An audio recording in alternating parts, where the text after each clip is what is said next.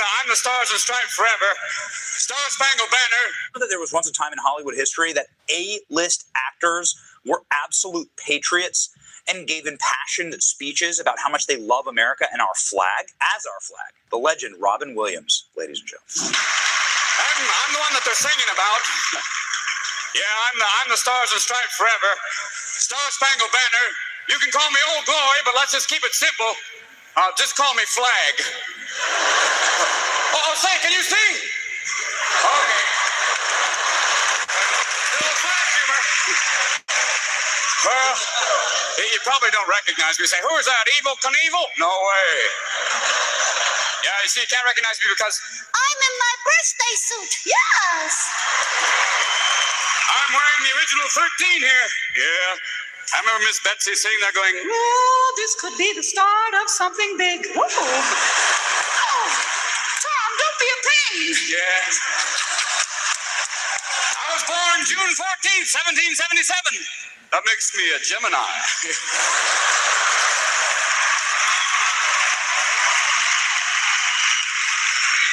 Unpredictable, crazy. Yes, I like the outdoors, and I'm the life of any party, whether it be Republican, Democrat, Independent, Socialist, anything libertarian, I'll be there. You know, I'm 204 years old. People say, Flag, how do you stay so young? Is it jogging? No. Is it tennis? No. It's waving.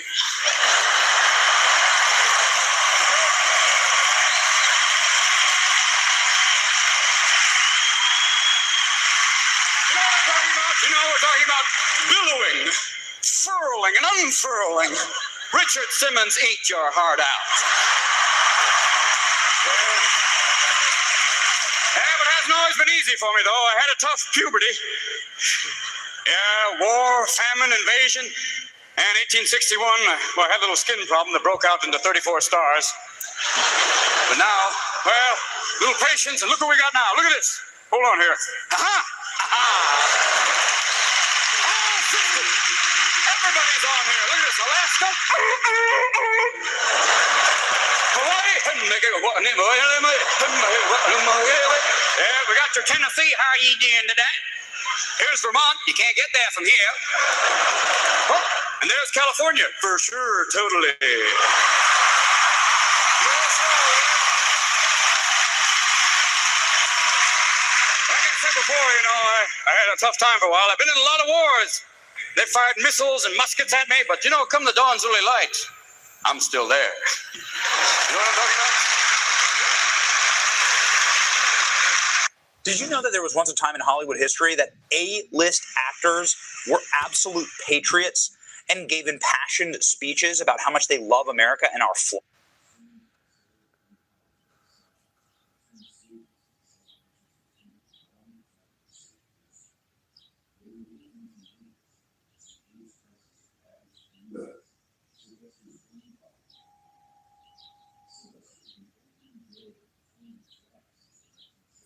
Crazy how my hat triggered people. Makes no sense. How you guys doing?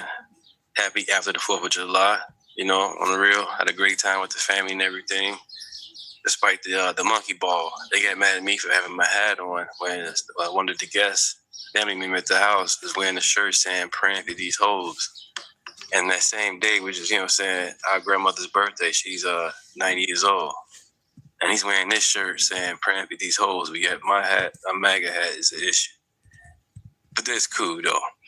But I wanted to show you that, share this video with you and ask, you know, how the Muslims trying to take over America, and that's not cool. This is a Christian nation, and it's a capitalist nation. And that's what I like, and I want to keep it that way. I love the Constitution. There's no need for no foreigners to come to America, get born, and they also want to change the Constitution to what they wanted to be from the country they came from, or they was born, well, their parents were born from. No, this is America.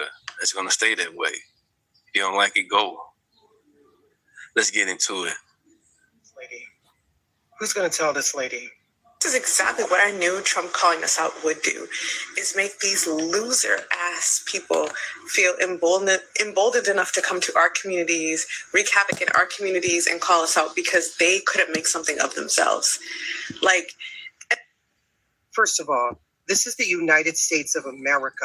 We are all Americans, okay? So if you come here and import here from another country because Tim Walz and Ilhan Omar didn't teach any of you... This stuff crazy, you know what I'm saying? I'll put another video after this one as well. Because this stuff is serious, man. We can't have these people coming in America. Hello, everybody. Happy January 5th. We made it. Another day. Let's get it. You're going to be disrespecting us like that. That's not cool. We can't go to their country and do it. They can't come here and do it. Come here the right way. Assimilate to America. Respect the Constitution. When you have to graduate 8th grade, you have to pass the Constitution test. You have to pass the Constitution test when you pass and to graduate 8th grade. Man, come on, y'all. To assimilate to our country.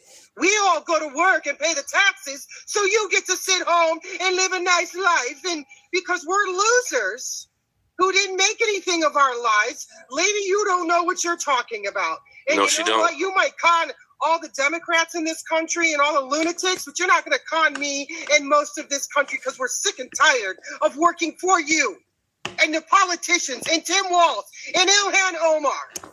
Crazy. This is the greatest nation on earth because we follow the rules. And then Tim Walz just pardoned some immigrant for messing with a little girl, and now the part he gave him is erased. Now he can just be free. That's crazy, man. This dude is bogus, man. The girl was 10 years old. And go to work and pay our taxes. You're sitting on here on the internet. Tim Walz bogus, man. Calling out the people that allowed you to come here to a country that other people fought for. You need to stop. Somebody needs to rein all of you in and teach you respect, decency, common sense. I am sick of this. Yes, and I'm going to tell you too. except why I am. My family was homeless in COVID because you guys stole the money. I've worked my entire life from poverty to make anything.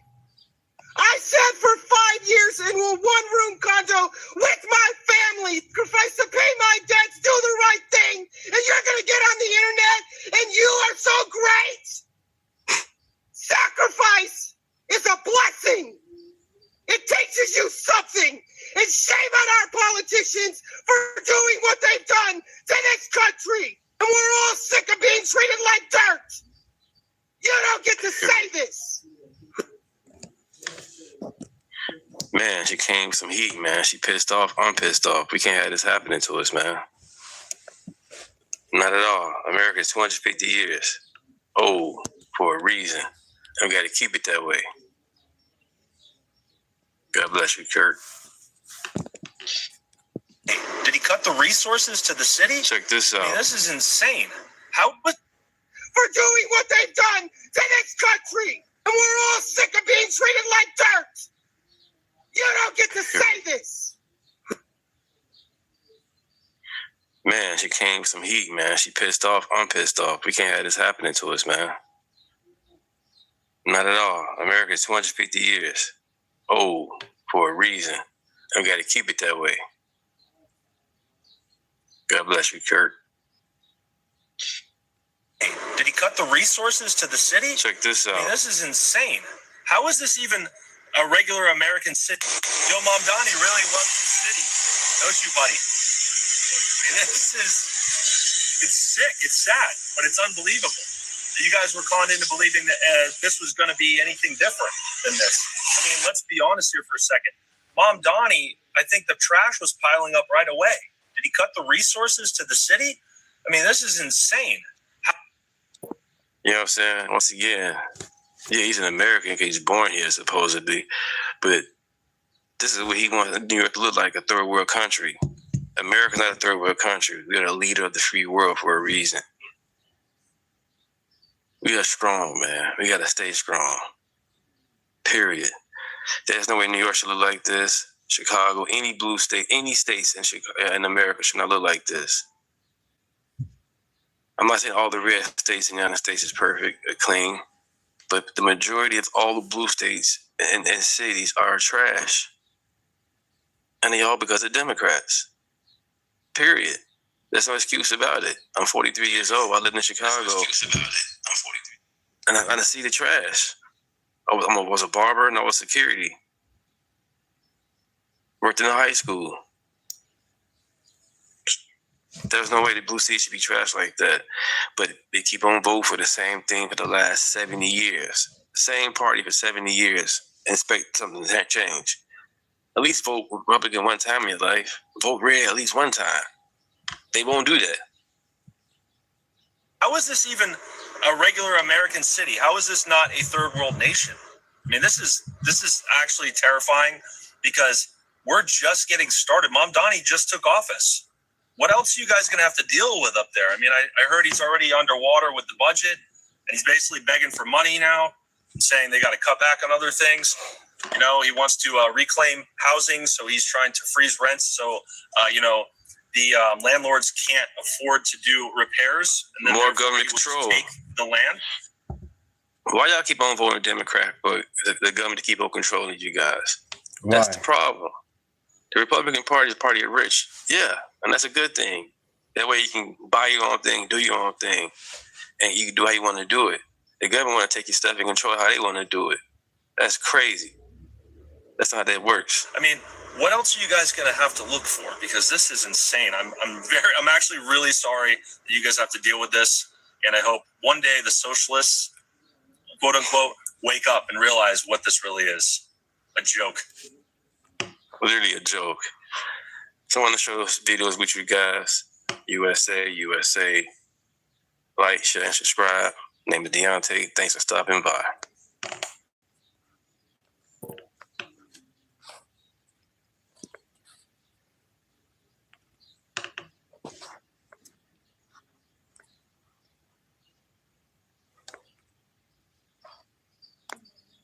I think that Ilhan Omar, should she be proven guilty of all this, is probably facing not just 40 some odd years in prison, but also deportation and a revoking of her citizenship. Anyway, in New York Post reporting back in May that Ilhan's name kept coming up in all these emails, okay? And they wouldn't give us the emails. And that was getting kind of upsetting because you know what? We kind of need to know that, all right? We need to know what was in the emails. And Minnesota State Senator Kristen Robbins was like, hey, you got to turn this stuff over.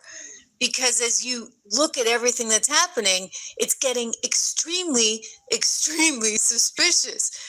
I mean, her money alone that's fluctuating from $30 million down to $97,000. I mean, and that's crazy. She's come to America and want to trash America. You was a refuge. 17? You came here, and now you're a congresswoman making money. You was a millionaire, now you're not a millionaire. Insane. But she gonna keep on telling us trash. We ain't nothing. Elon needs to get up out of America, man. Her allegiance is to the Somalis, man. She don't care about America at all. She's not trying to assimilate. And that's sad, man. Talking about some World War 11. It's only World War, you know what I'm saying, 2. Some World War 11. She don't even know her history. But people keep voting for her because of her skin color. And that's stupid. We should vote based on, you know what I'm saying, policies. What we believe, not about knowing some doggone because of skin, because of race. That's the problem now. You got these Muslim people coming in thinking it's okay. No, America's a Christian country. Capitalist. I love that. You guys should come here and respect America. All this death to America. A lot of clips on TikTok and also on YouTube. They want to destroy America from within. This birthright citizenship, you know what I'm saying, just get rid of it. Because right now, they want to come over here overseas, drop these babies off, and then leave.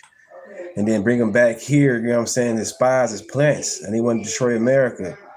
Try to make America like they foreign country. You don't need that over here. This is America. We cool.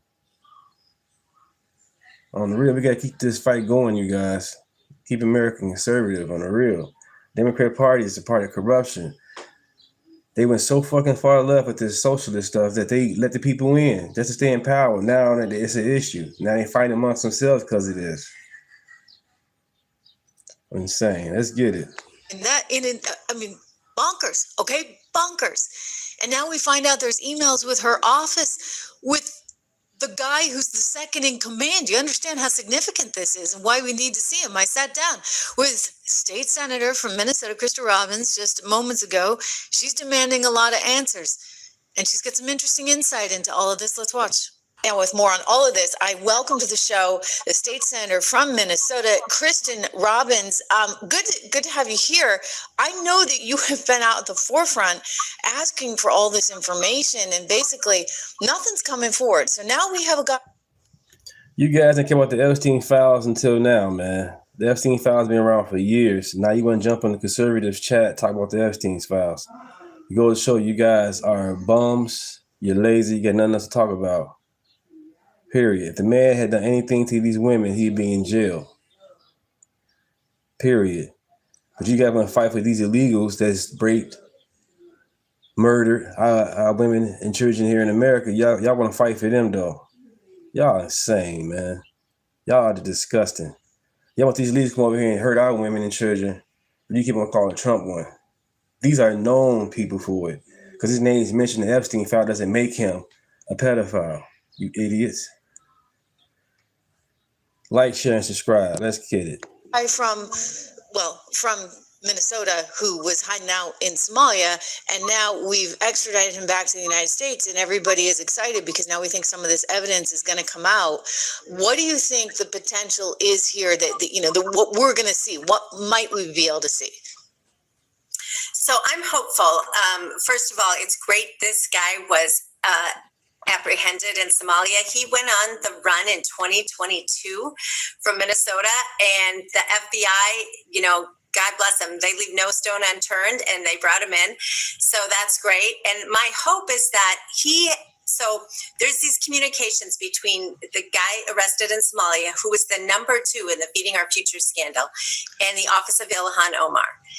And those documents I have not been able to subpoena because they're under seal at the court, but I'm not bound by the seal. Representative Omar is not bound by the seal. So she could produce them at any point, but she's chosen not to, and she's chosen to ghost us. But this guy also— And by the way, those documents, allegedly, sorry to interrupt, but just to confirm, we know that those documents are emails and texts that have her office on them?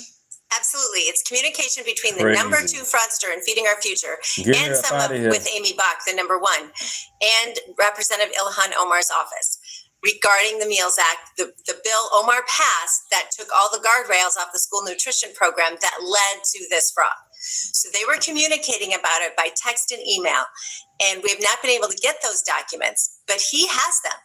And he's not under the court seal, so he could produce them, and that would help us understand the relationship between Representative Ilhan Omar, the person who took the guardrails off the federal school nutrition program, and the fraudsters who were committing the $250 million fraud in Feeding Our Future. So hopefully he, as part of his plea deal or as part of his willingness to cooperate, will produce them. Great. So if he's producing it to the government.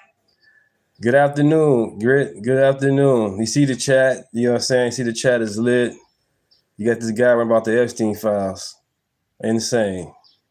Then maybe we won't get to take a look at it. They're building a case of some sort. I want to get into that because I'm sort of stunned that we haven't gone after her really for anything just yet, especially when you have J.D. Vance saying he's confident that she committed immigration fraud, and you have the president certainly very outspoken on Ilhan Omar. And I suspect as a result of these various changes in her financial situation from 30 million and estimated up to 30 million down to 97,000, these are things that I would hope would catch the attention of the IRS and the Treasury Department. We've also learned, Senator Robbins, that the Biden Treasury Department actually according to her husband's business partner, had actually frozen some of their own accounts. And that's why they apparently couldn't pay back some clients who were accusing them of fraud. I just think that there's, where there's smoke, there's fire here. And if you do a little digging, you're probably going to come up with, unfortunately, a whole lot. That is my gut. I mean, innocent until proven guilty. What is your take on this? What do you think Ilhan knew? What do you think she might have done? So I also hate to speculate, but I would say there is a lot of smoke. So she took the guardrails off the program, and that created the conditions for Feeding Our Future. So no more eligibility requirements. Now restaurants could participate. You didn't have to eat the meals on site. Now you could bundle meals. And so that's what enabled these restaurants and these shell companies to say they were providing 5,000 meals a day. Like, it was absolutely absurd on the face of it, but they got away with it for years.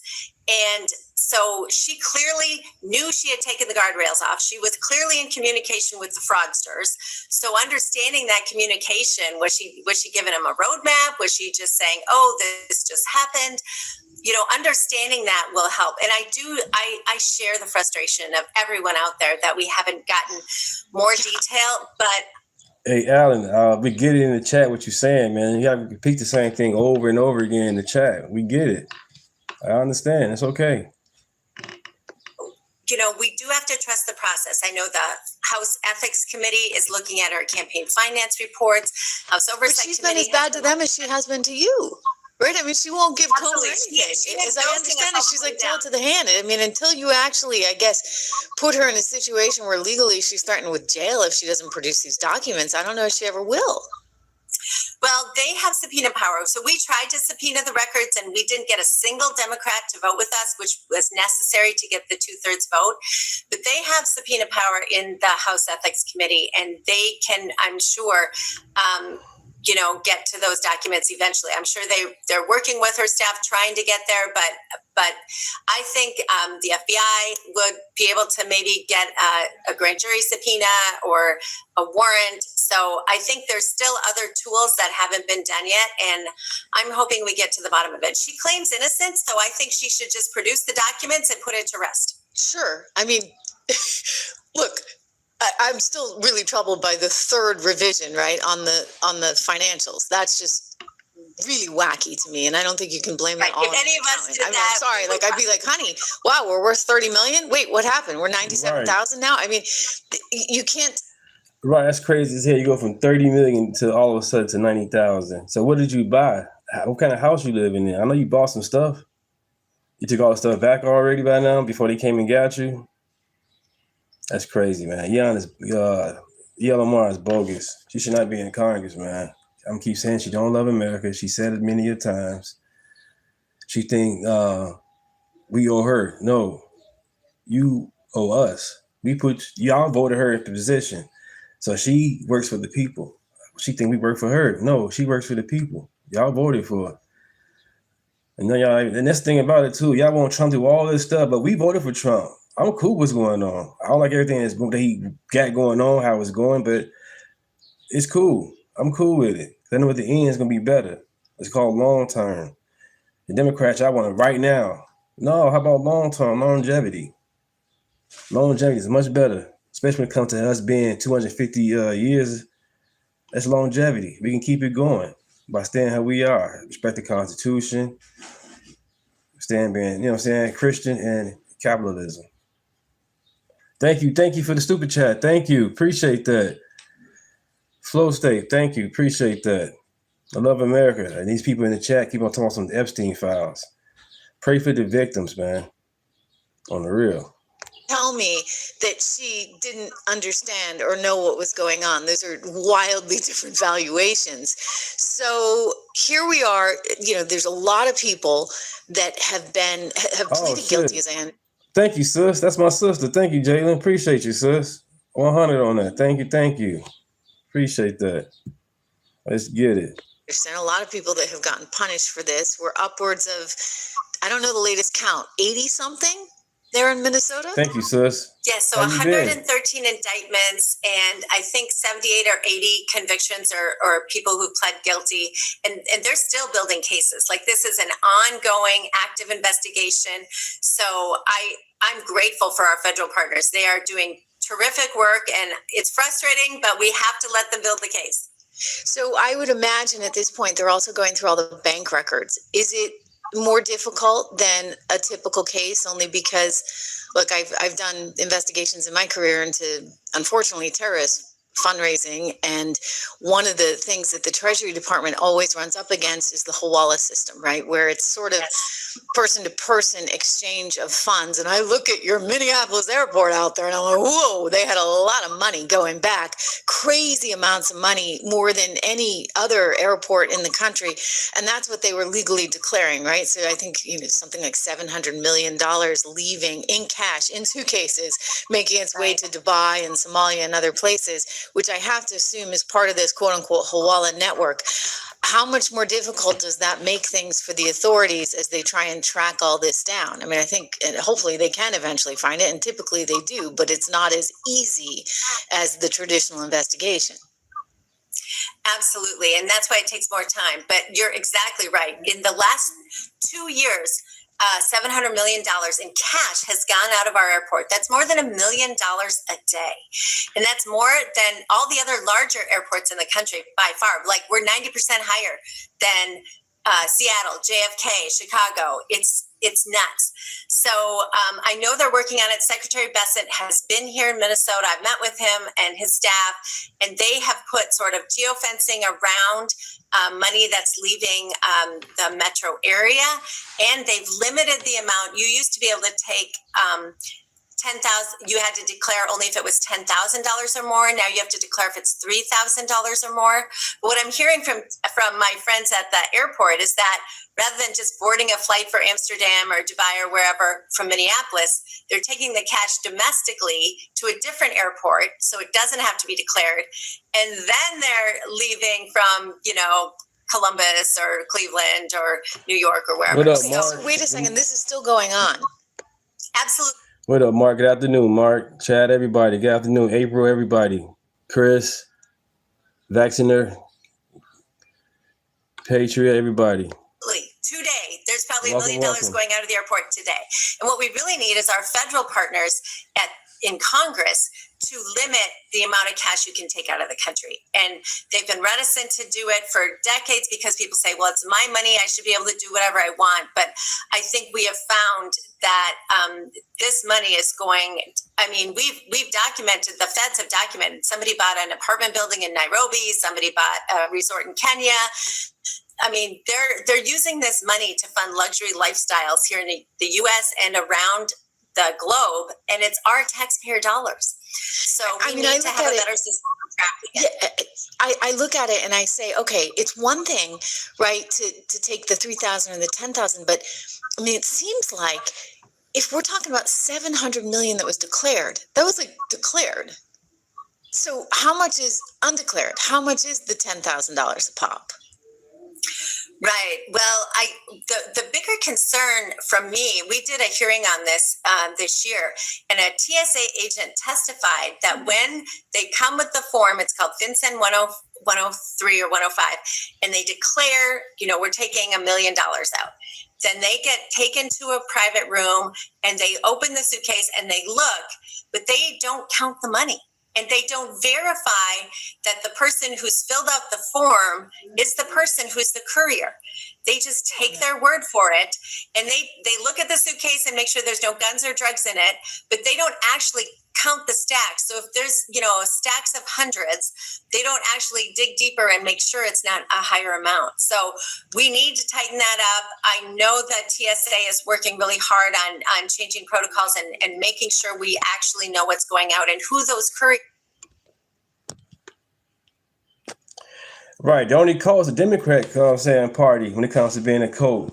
You guys love wearing your mask on your face when it's hot as hell outside. You guys got like 25 different booster shots. COVID been over with. It's done. It's been proven that it was all a lie. Dr. Fauci out is bogus as hell. when it came to gaining research or function, whatever. It was all funded. It was all bogus. But you still out here wearing your mask in your car by yourself, windows up. You know what I'm saying? When you guys go protest, you guys got your mask on. You know what I'm saying? But you got about 15 booster shots. Why you got your mask on outside or in your car? And then we come up with some COVID. We can't even go outside with COVID. You guys in the blue city and states shut the parties down. We couldn't even barbecue. Stay in the house. Keep your distance. Where all the red states stayed open and kept moving around. Education system, you had the kids e-learning. That's why these kids doing teen takeovers. They can't fucking read. You know what I'm saying? It's the attention span is fucked. That's the problem with these Democrat Party. We're not a cult. MAGA's not a cult. We the party of rich. Hell yeah. I want the fucking government tell me what to do. You guys mad you can't buy a fucking energy drink, which is your SNAP benefits like you're used to. You guys used to have what they call it a candy shop in your house because you had the SNAP benefits, living in Section 8 housing. Y'all was living it up. Reparations, Section 8, SNAP benefits. But y'all let the immigrants come in, and now it's all fucked for you guys. Now you want to blame Trump and everything. No, it's y'all fault. You let these foreigners come in here and take over.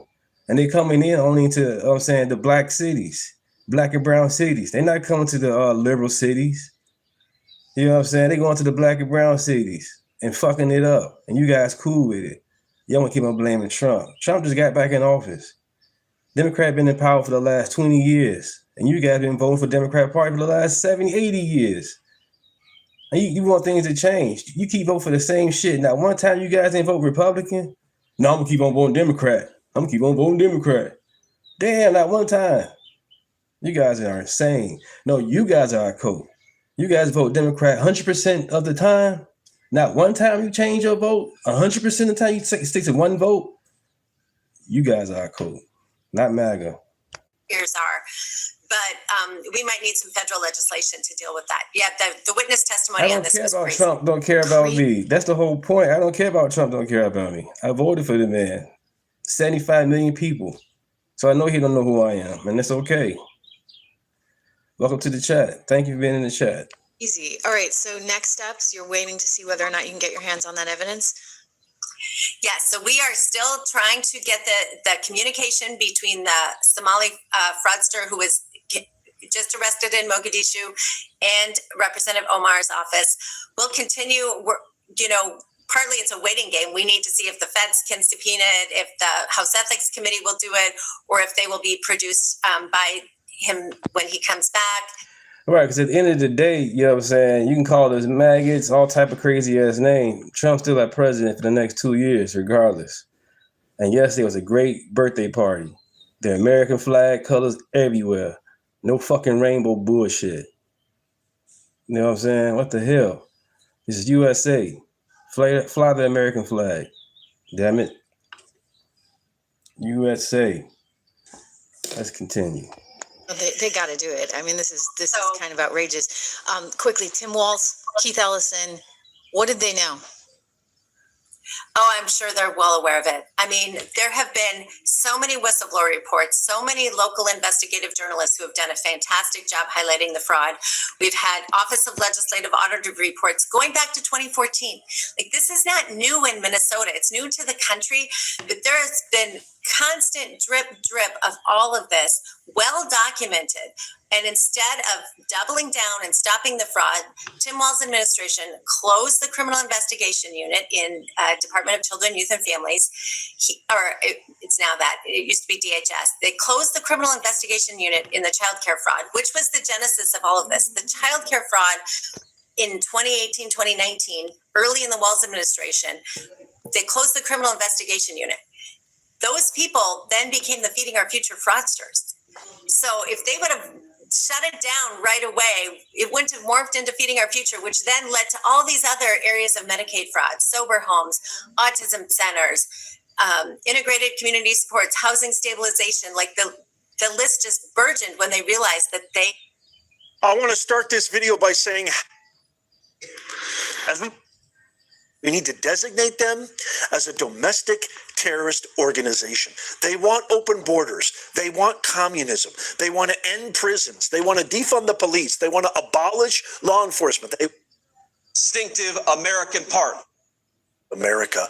But first, AI was asked what the 250th birthday celebration would have looked like.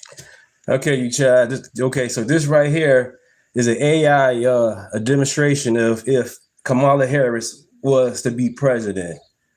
Once again, this is an AI version if Kamala Harris was to be president. It's hilarious. So let's check it out. If Kamala this is Professor Ness. This gave me chills. Oliver, Katie, are you ready? Can't believe you got us into the 250th at the White House. Let's just say I know some folks in the Kamala administration.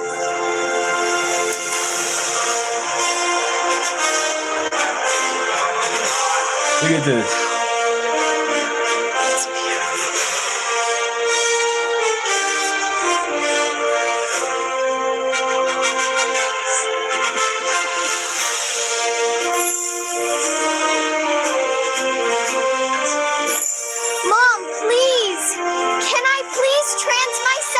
Oh, honey, you don't need parental permission for that.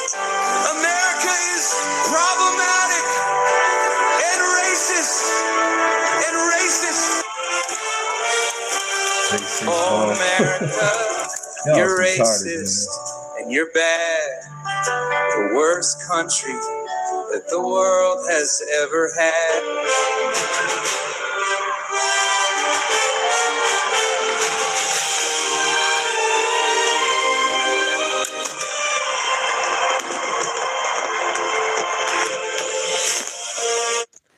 Trump is a billionaire, and Trump is the president twice, just like Obama twice. So how is Trump jealous? Trump is a billionaire. You're so lucky, America. This is what I think we should do. I think for this July 4th, America, every American should try to appreciate this country as much as these Europeans do. This is a high school stadium. What? Look at the amount of seats in this place.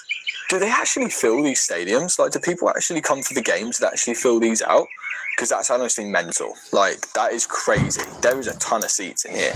If this was England, it would literally be like on a little park field with dog shit everywhere. Guys, I'm knowing something right now. If we had Chipotle in Australia, I swear to God, I would be there every single day. Mm-hmm. It is so good. Guys, Guzman needs to take notes. Like, Mad Max needs to take notes. Like, what is in this? Crack. It's just incredible. Absolutely incredible. There really is. Like no other. I honestly think unless you live in America or unless you visit here, you can't really comprehend how nice these areas are. About to have my Alfredo fettuccine. Holy what? That's the best pasta I've ever eaten in my life. WTF. That's the best pasta I've ever had. I love it here. Holly. That was the best day of my life. Best restaurant ever. 10 out of 10. Wish I could go back every single day of my life. A beige food Gulf Stream. Like, that's got to be that one. All of them. They're so beautiful. Everybody's so friendly. Southern hospitality. The air smells nice. When you're in the UK, okay, if you're next to the beach, it smells. The beach doesn't smell here, right? No, everything's beautiful. Yeah. You want one Coke Zero or two? I can refill this 1,000 times. Yeah, but you won't drink 1,000 cups of You don't know me. And it's free. You paid for it. You paid it. Once. Bro, slow down. In and out. Oh, I love it. Look at that. It's the best burger. Honestly, it's so good. You better believe it. And then I also got the animal style fries. Yeah. And more American diet lemonade for balance. It's pink. I just love it here. Like, and they give to fight human trafficking, which is awesome. They have Bible verses on the bottom of their cup. Never busy. But yeah, look at that burger. It's so good. And then we've got the sunset. I love America.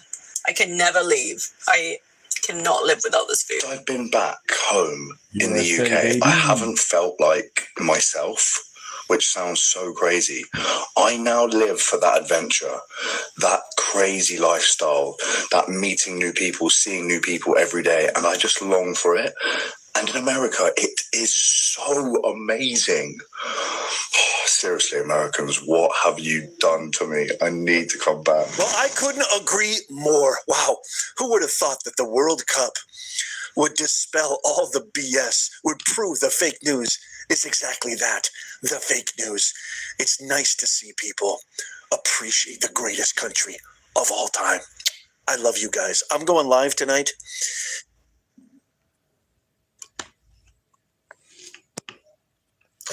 Yep. Let's go back to Trish.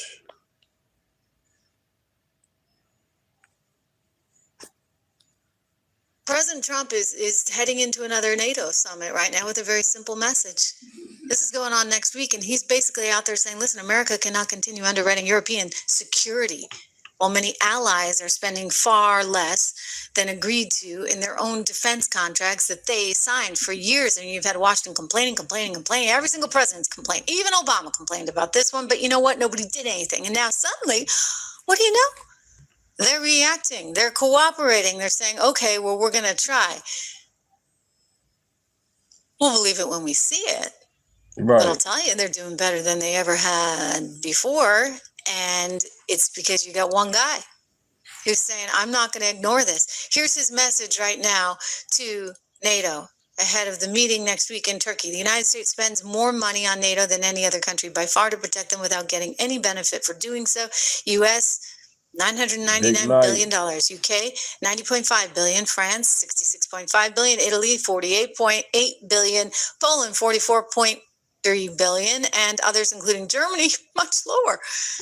Totally ridiculous. Absolutely ridiculous. Well, we have a solution for that, and everybody's freaking out over in Europe because, you know what? He's willing to walk. This is what they don't totally get. And we talked about this yesterday, right? Historically speaking, you've always had presidents that believed in preserving these alliances and preserving these institutions. And Donald Trump's like, well, why am I going to preserve the institution if the institution isn't working for the American people? Right. What are we getting out of this? We're giving them everything. And then all they do is trash us. All they do is tell us, yeah, middle finger when we say, hey, can we go use your bases? They don't actually want to follow through with anything that is, I would say, what they should do as an ally. I mean, they're just like, no can do. And so he's saying, all right, well, we're out. Or we're going to reduce our expenditure significantly for each and every one of you that refuse to do what you need to do. Spain, I am looking at you. Spain, that can't even come up with the lousy 2%, that has somehow gotten an excuse from the Europeans. They don't have to do it. Well, then we don't need you. You don't need to be part of NATO. We're going to actually reduce we don't need to give you a dime. Forget about Rota, Marone. You get all those bases over there. We're not going to fund them at all. Pete Hegseth explained it a couple weeks ago in Brussels. And this is what you're looking at, guys, okay? He told you. He's going to tally it all up. They've got accountants working overtime. They're running the numbers. They're making a list and checking it twice, trying to find out who's naughty or nice. And guess what? Spain, you're on the naughty list. Italy, you may be too. France, Germany, quite a few of you. I see that list growing and growing and growing, right? Well, there's a solution here. And the solution is to just cut all the dollars we give you. Listen. At the same time, going forward, our annual NATO dues will be contingent on other countries meeting their defense spending targets. Again, anybody keep on calling me or anybody MAGA as a cult, there is no way, because you guys got about 15 booster shots. We are pure blood over here. You know what I'm saying? MAGA is pure blood. You guys got about 15 booster shots, and next virus come out, you guys don't get another booster shot. No research, just follow the science. Yeah, okay. We're not a cult. Where other allies do not spend with urgency, our dues contributions will go down. NATO will be a two-way street. It's only common sense.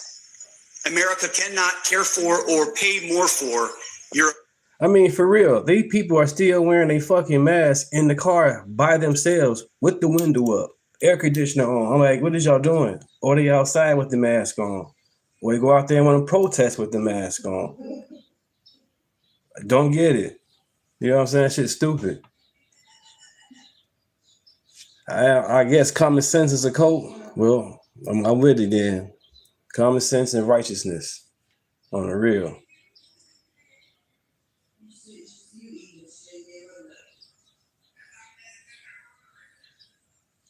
Right. Then he do something about the AIDS. He calls the AIDS pandemic go bad, or he didn't support it. Something he did bogus.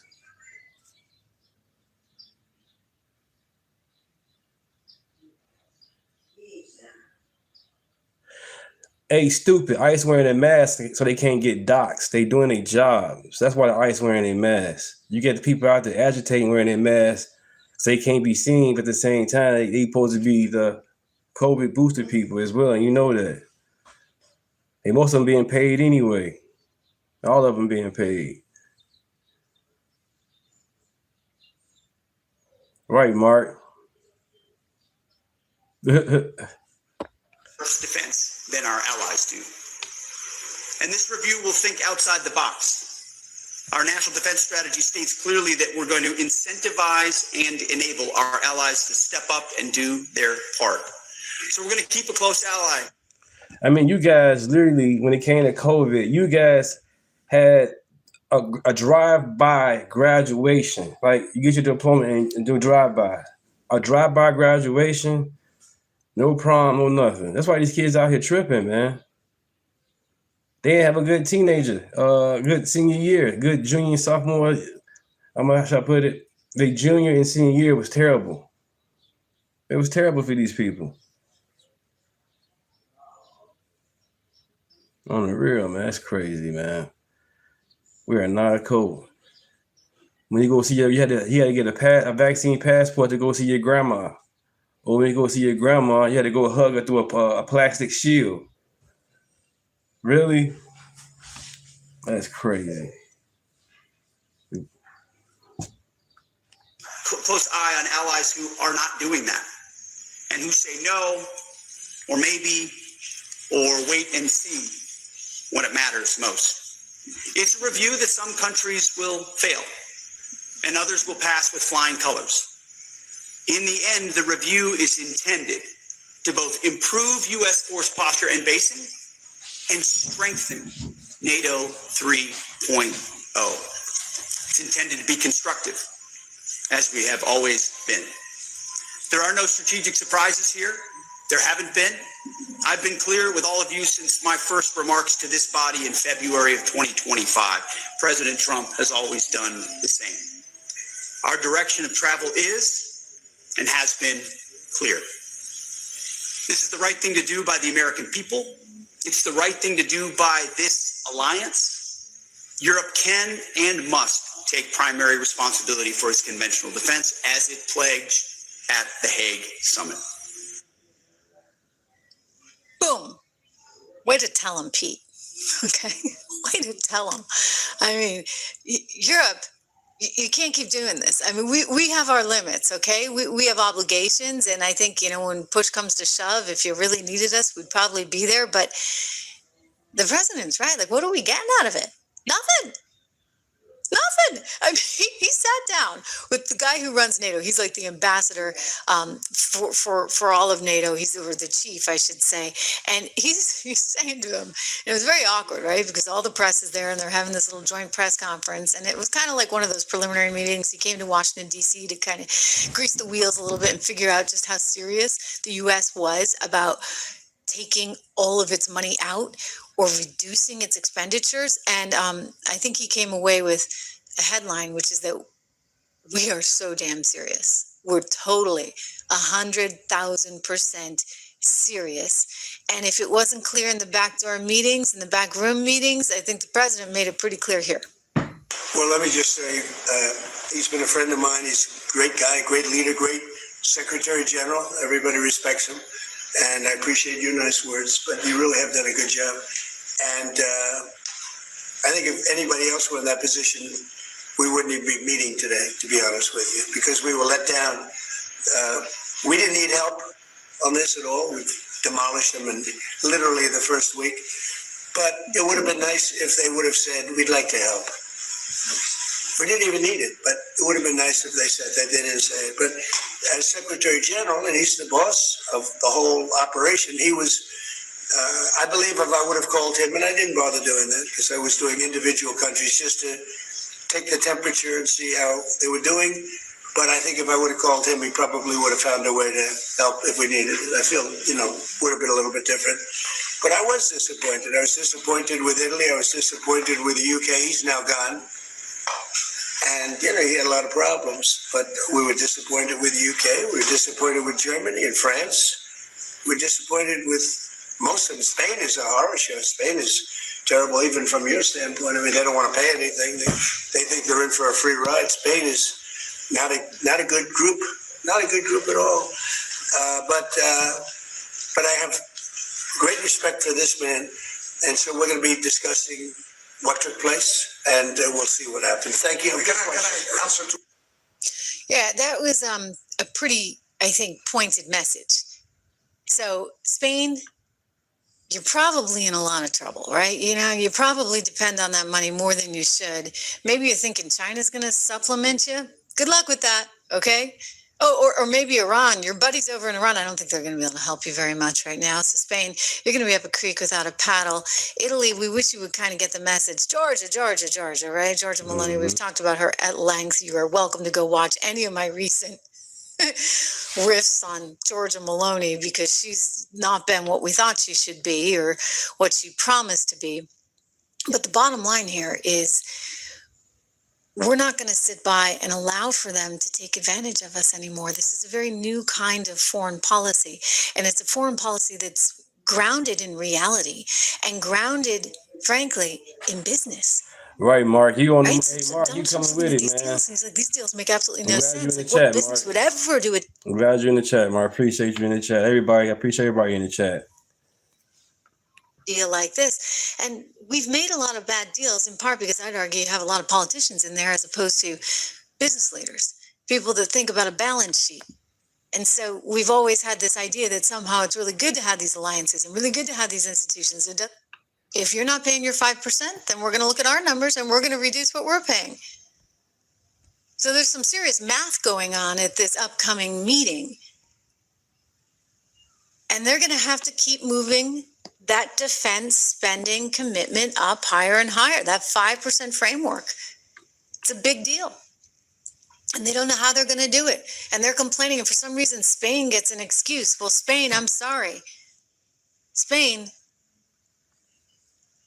the Pentagon's looking at throwing you out. I think the latest and greatest move is we're just going to reduce all the money we could possibly be giving to Spain since they're not even paying their 2%. So you understand, like, the idea here is that you don't sit there and ask nicely forever. You make the other side understand that that free ride that they've been getting, it could end. And of course, you got to be willing to end it.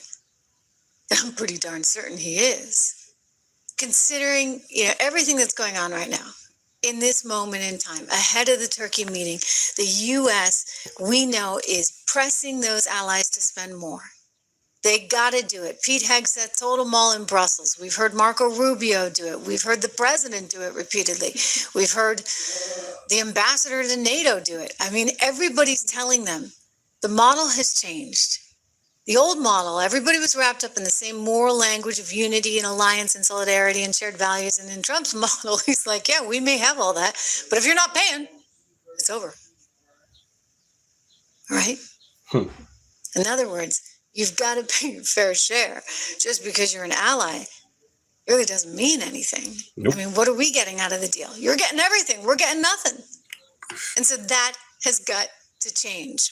I think that France is really worried about this. France is like, oh my gosh. France is saying, I think he's serious. And I think he might actually cut us off. I mean, why else are they taking their gold, right? We've been talking about this. I find this so fascinating. Financial Times out with a really interesting report about how central banks are repatriating their gold. And specifically, one of the countries that they mention is France. And France is taking out everything. They had a lot at the New York Fed. They had a lot in London. And they've liquidated everything, and they've bought up that amount back home. They've effectively repatriated everything, right? And now they have it at home. Well, why would they? And talk about propaganda. It's funny how when Obama had Tom Holland, the same guy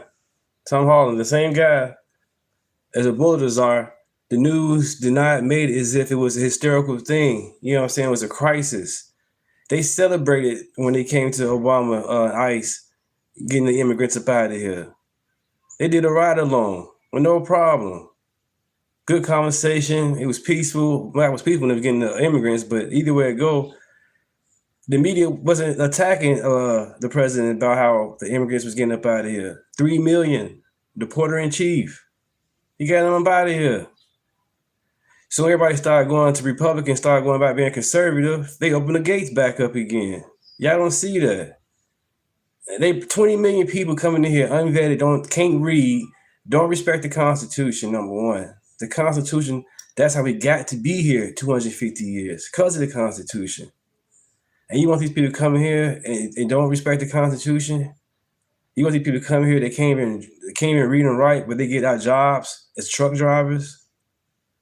That's crazy. We got people in American jail right now. Fight for them. Fight for your people in your own land. Yeah, I respect other countries. They're human. Yeah, they are. We are all one race. We are all one human race. But it's called decent and in order. Period. People can just come up here willy-nilly. That's the case then. Even unlock all our doors here in America. Unlock all our doors right now. It's not finna happen. Yeah, I know that. Same thing with the border. Let's get it. Do that? I guess they're fearful that we might put a little tax on them, so to speak, right? You guys aren't paying your fair share in NATO? Well, we got your gold. And look, we've done it before, right? Like, what do you think happened with the sanctions in Russia? And Donald Trump loves these financial tools. So that may be what they're worried about. Of course, you know, France. Right, Mark. I was thinking about what they did in the 70s. And how we effectively had to go off the gold standard, right, in the 70s with Richard Nixon, because France threatened to take all of its gold back then. I mean, it was very interesting. And then we no longer pegged the dollar to gold as a result of that. And I was talking with Dr. Kirk Elliott. Thank you to KEPM. They're wonderful, wonderful sponsors of the show, and they have been so great to us. And I sat down with him recently, and we did an interview, but this little part was not on the show, and this was something we were talking about after, and the camera happened to be rolling. So I said, hey, you know, this is really interesting what you're saying about France. In light of them now taking all their gold back, explain to me what went down in the 70s. So here's just a quick soundbite from Dr. Kirk, and he's explaining what went down and what that means for today. Here we go. What happened in the 70s with Nixon? So Nixon closed the gold window because we have to take a quick little step back, right? In the 30s, I'm here. In the 30s, gold was confiscated. And people say, well, it was confiscated. Why? But why was it confiscated? So after World War I, America was bankrupt. It was a very expensive war for us, right? So back then the dollar was backed by gold. You could have 1 ounce of gold or a $20 bill. They were the same. So the president at the time said, hey, we're issuing these war bonds. America, you need to bail out America, please. And nobody wanted the stinking war bonds because America was basically bankrupt. They said, we're keeping our money that's backed by gold. We're not going to. So he said, all right, I'm going to force you to buy these war bonds. We're going to confiscate your gold, right? Again, weaponization of people's assets against them, right? So it was illegal basically for people to own gold, but it wasn't illegal for governments to trade back and forth with each other with it. They could still do it for international settlement until the 70s. When France basically wanted it back, again, France. France. What is it with France? What is it with France? And Nixon said, we're not going to pay back you in gold like you want. We're just going to give you our dollars. And France said, what? And so what did Nixon do? He just closed the gold window. So it was he doing? Yeah, Tampon Tim let some dude, an immigrant, you know what I'm saying, mess with a 10-year-old multiple times, let the man pardon, gave the man a pardon. So they sent his ass up out of here, the man ain't got a pardon, so now he can stay because of 10 walls. How you got these immigrants come here and commit crime and then reward them for the crime? That's insane. This man did bogus things to this little girl. She's 10 years old. And he got pardoned. And you got him on some January 6th. Are you serious? Come on, Democrats. Tim Walz let an immigrant that done some nasty things with a 10-year-old, gave this man a pardon. So they sent his ass up out of here with ICE. He gets to stay now because of the pardon. You can't make this stuff up, man. Do your research on it. I could pull it up, but other than that, do your research, man. Doing it to destroy market? No, he was doing it to actually keep gold, right? And not have to use it as international settlement. He just wanted to use paper dollars. Well, that caused the inflation since the 70s. The dollar's eroded like over 90% since then. It's bonkers what happened. But again, using tangible assets or any country's assets as a weapon against them is a very strong political tool. Amazing. Again, for 70 damn years, you guys have been voting Democrat. Nothing has changed. It's okay to vote Republican. You guys are a cult, man. 70 years voting the same way, and you want something to change, what you call us MAGA cult. Or us conservatives crazy. Oops, I'm still here. Yeah, amazing. Indeed, amazing. So, by the way, if you're interested in purchasing gold, you know, it's one of those diversification tools. I love it. You can help support the show and help Dr. Kirk. Well, I mean, he's going to. Name is Deunta. Like, share, and subscribe. Deunta Red and Raves. Like, share, and subscribe. Thank you. Thank you. Help you over there at TrishLovesGoldAndSilver.com. So go check that out when you can. There's something really weird going on. Have you guys noticed? I mean, we've got like a very big birthday, right? Coming up. I'm going to be going to some fireworks in just a little bit tonight. So I'm looking to get my party started a little bit early. But it's a big moment in time. And I've been complaining that I'm not seeing enough flags. I'm not seeing enough patriotism. In fact, this latest and greatest stunt out of places like Buffalo, Boston, and Columbus, Ohio really has me troubled. Because apparently they're more interested in celebrating the Somali Independence Day. Yeah, Democrats, they want you to be relying on them. They want you to be weak. They don't want you to be at the top. And then once you do get to the top, they want you to all of a sudden just start sharing it to people who didn't earn it. Makes no sense. Yeah, the Republican Party is a party of rich. Why not? That's your money. You get to do what you want to do with it. The government can't tell you what to do with it, but I guess people want that. I guess slavery is a choice, especially when you got 40 years of generation of people staying on welfare and Section 8, not trying to get a job, just constantly having babies or aborting the baby. Instead of getting the baby up from the adoption, they want to take the kid out. Give the kid to an adoption. There's plenty of parents out here that want a baby. Now, you can't have a baby all 9 months. It's understandable. Hey, that's your body. I don't get it. You know, it's your body. That's you. That's God on that. If you have the baby, you can get the baby up, you know what I'm saying, to somebody that want it, do that. But don't just kill the baby, man. All lives matter. All lives matter. On the real. Than they are in America's Jason, what up? What up? Day. Look at this. Well, we've been tracking a number of Democrat-led cities that have appeared to put America's 250th birthday on the back burner. Buffalo held a celebration for Somali Independence Day, flying the country's flag at City Hall. That country's flag. And just a day after canceling its 4th of July fireworks show. The city said it ran into logistical issues. In Boston, Democrat Mayor Michelle Wu also celebrated Somalia. That makes no sense. They got nothing to do with America. They got nothing to do with America at all. Period. I'm glad they're here. But don't come here, I'm saying, with that damn flag. Hell no. This is America, man. And respect it. And these people keep on doing it on purpose, man. And these goofies, Democrats, keep on using them to stay in power. Just to just, you know what I'm saying, to stay in power, but they're destroying it. We all done seen these movies, man, how it comes out. It's not good. It's not a good outcome. We gotta keep fighting for this, man. Fight, fight, fight for America. Keep America great. Keep it Christian. Keep our border straight. Keep our border strong. Keep our military strong. We got this. We got this. Weeks after she proposed cutting nearly $1 million from veteran services. That is so unpatriotic. Yeah. Wu eventually. So, what's that about?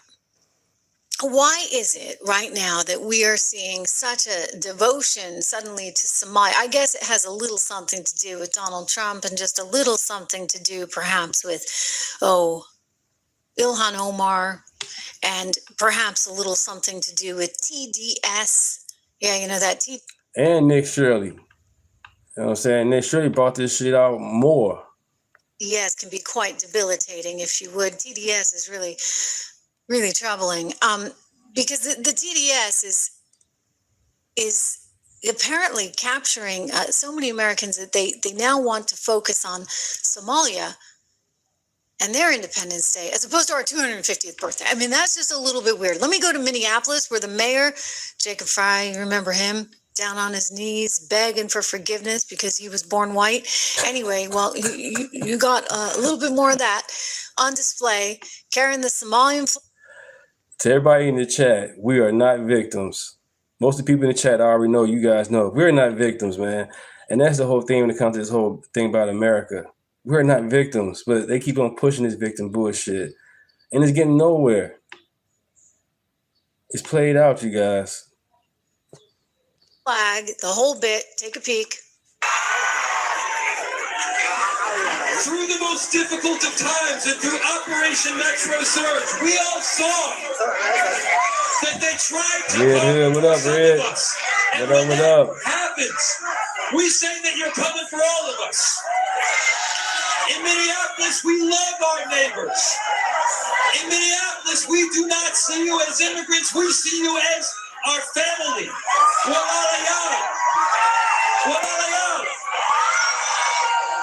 You're our brothers. You're our sisters. You have done so much for this incredible city and for that. Okay, and he goes on and on and on. And, you know, it's Mayor Frey, okay? So, and he's... And then how can he go for a party, the Democrat Party? The Democrat Party is a party of slavery. The party, they want to put the immigrants over us and want to mutilate, you know what I'm saying, cut our kids' body parts off. Immigrants first, and you want to touch on our kids. The Democrat Party is nasty, man. Trump said, hey, stand up for us. They ain't want to stand up, no problem. They ain't stand up. And then they say no kings. Soon King Charles come. They standing up, taking selfies and pictures and all type of stuff. Insane. Insane. And then I'm gonna get a little personal with this one. When it comes to this black people, we keep on calling each other kings and queens in a black neighborhood. But the sad thing about it is our kings and queens sold us, you know what I'm saying? They sold us. So our ancestors were slaves. But that's funny, we keep on calling each other kings and queens in the black community, but yet they keep on saying no kings. Crazy. And then look at the Democrat Party when it comes to the whole Section 8 in the EBT. You can't have a man in your house. If you got Section 8, you cannot have no man in your house. You know what I'm saying? Once again, government control BS. But they keep on calling each other kings and queens. Sad, man. Real sad, man. They made it as if the white man came to Africa and took up the kings and queens of Africa and brought them to America.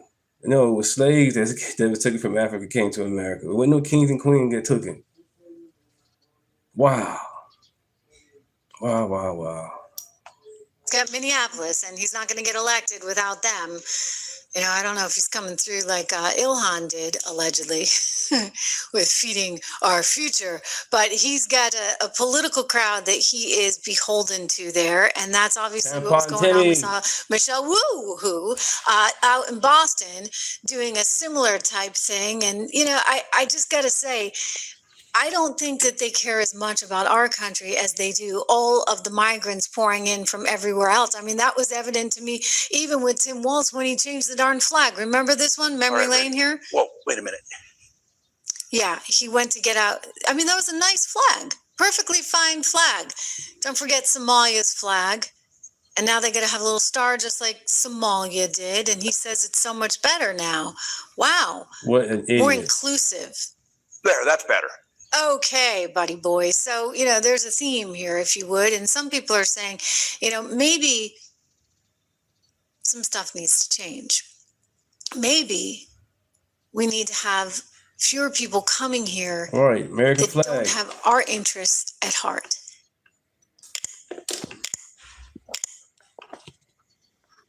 Devotion suddenly to Somalia. I guess it has a little something to do with Donald Trump and just a little something to do perhaps with, Ilhan Omar, and perhaps a little something to do. Back to Shannon Bream for the view from Justice Thomas, who was a dissenter here. Shannon. Yeah, in his dissent, he gets to that point, Bill, that you're making there. The 14th Amendment was enacted in the wake of the Civil War, quote, with the one pervading purpose of securing equal citizenship for the freed slaves. He writes, it was enacted, as Justice Harlan wrote, to secure to a race recently emancipated the civil rights that other citizens enjoyed. So Thomas has always been about that was the purpose of the 14th Amendment. He goes on to say that the court, meaning the majority now, has repurposed the 14th Amendment to protect its own set of preferred rights that the Reconstruction Congress never contemplated and that cannot find support in the text. Today, the court does so by recognizing a constitutional right to citizenship for the children of all foreign birth tourists and illegal aliens. Uses very specific language there. Again, Justice Thomas adhering and agreeing with the government's argument, which they made here very passionately, that the 14th Amendment was about protecting the children of freed slaves and not what we've come to understand it as. You see his language there. He mentions birth tourism. It came up in the arguments, and clearly that's a very big concern of the dissenters. We also have dissents by Justice Alito and others, so we'll read those as well. Right, and it's a big one. It has to do with birthright citizenship. It was an executive order that President Trump, on day one of his second term in January 2025, signed the executive order. It was immediately challenged. Now we can tell you that the U.S. Supreme Court has ruled against President Trump's order to limit birthright citizenship. Shannon talked for some time about the president feeling that he would not win on this one. The question is, why not? Okay. Right off the bat, it says children born in the United States, parents unlawfully or temporarily present are, quote, subject to the jurisdiction of the United States and are citizens at birth under the 14th Amendment's Citizenship Clause. As we expected, the Chief Justice wrote this opinion. Justices Sotomayor, Kagan, Barrett, and Jackson joined. Jackson has a concurring opinion in which Sotomayor joins. Justice Kavanaugh files an opinion concurring in the judgment and dissenting in part.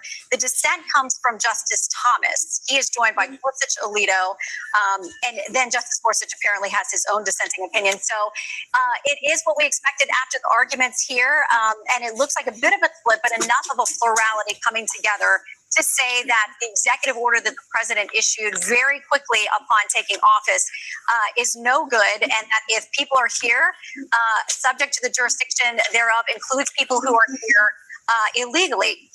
Writing for the majority, Chief Justice Roberts says this: citizenship then and now was the right to have rights to freely participate in our political community. Talking about the 14th Amendment, the framers of the 14th Amendment extended that promise to every freeborn person this land. That's a quote, and it looks like it's a quote back to some of the legislative debate about this in Congress. He says we keep that promise today. I'm going to pull this up here. Justice Barrett and Roberts' thoughts on this. It was basically stating, it said the question presented is whether the Constitution guarantees citizenship to children born in the United States of parents who are unlawfully or temporarily present in the country. Under the Citizenship Clause of the 14th Amendment, all persons born or naturalized in the United States and subject to the jurisdiction thereof are citizens of the United States in the state wherein they reside. And so it continues to talk about what the 14th Amendment was for. And so they're arguing that the executive order violates the 14th Amendment and the INA. They held that children born in the United States to parents unlawfully or temporarily present are subject to the jurisdiction of the United States, are citizens at birth under the 14th Amendment Citizenship Clause, PP 2 through 26. The Citizenship Clause must be understood in light of its historical context from the English common law to the widespread condemnation of the court's decision in Dred Scott versus Sanford 19. So people are asking, how do I feel about this? I feel like this is an injustice because this was exactly what it was supposed to be for. It was very clear what it was for. And I know people specifically asking me that because my parents are from the Caribbean. But remember, my parents became citizens. That's right. My family became citizens. They gave up their citizenship. So I'm an American. So asking me that question, I'm going to side with what the law says. And they came here legally. They came here legally. They didn't come here and they didn't aggravate me, because that's the thing. I think a lot of people don't realize these people are coming in here. What's that girl? The lady in LA, the one that's running for mayor against Karen Bass. She was born here. Then they took her back to India, raised her in India, and then brought her back here to do all the craziness that she's doing. The thing is, I'm so tired of people not seeing what's happening.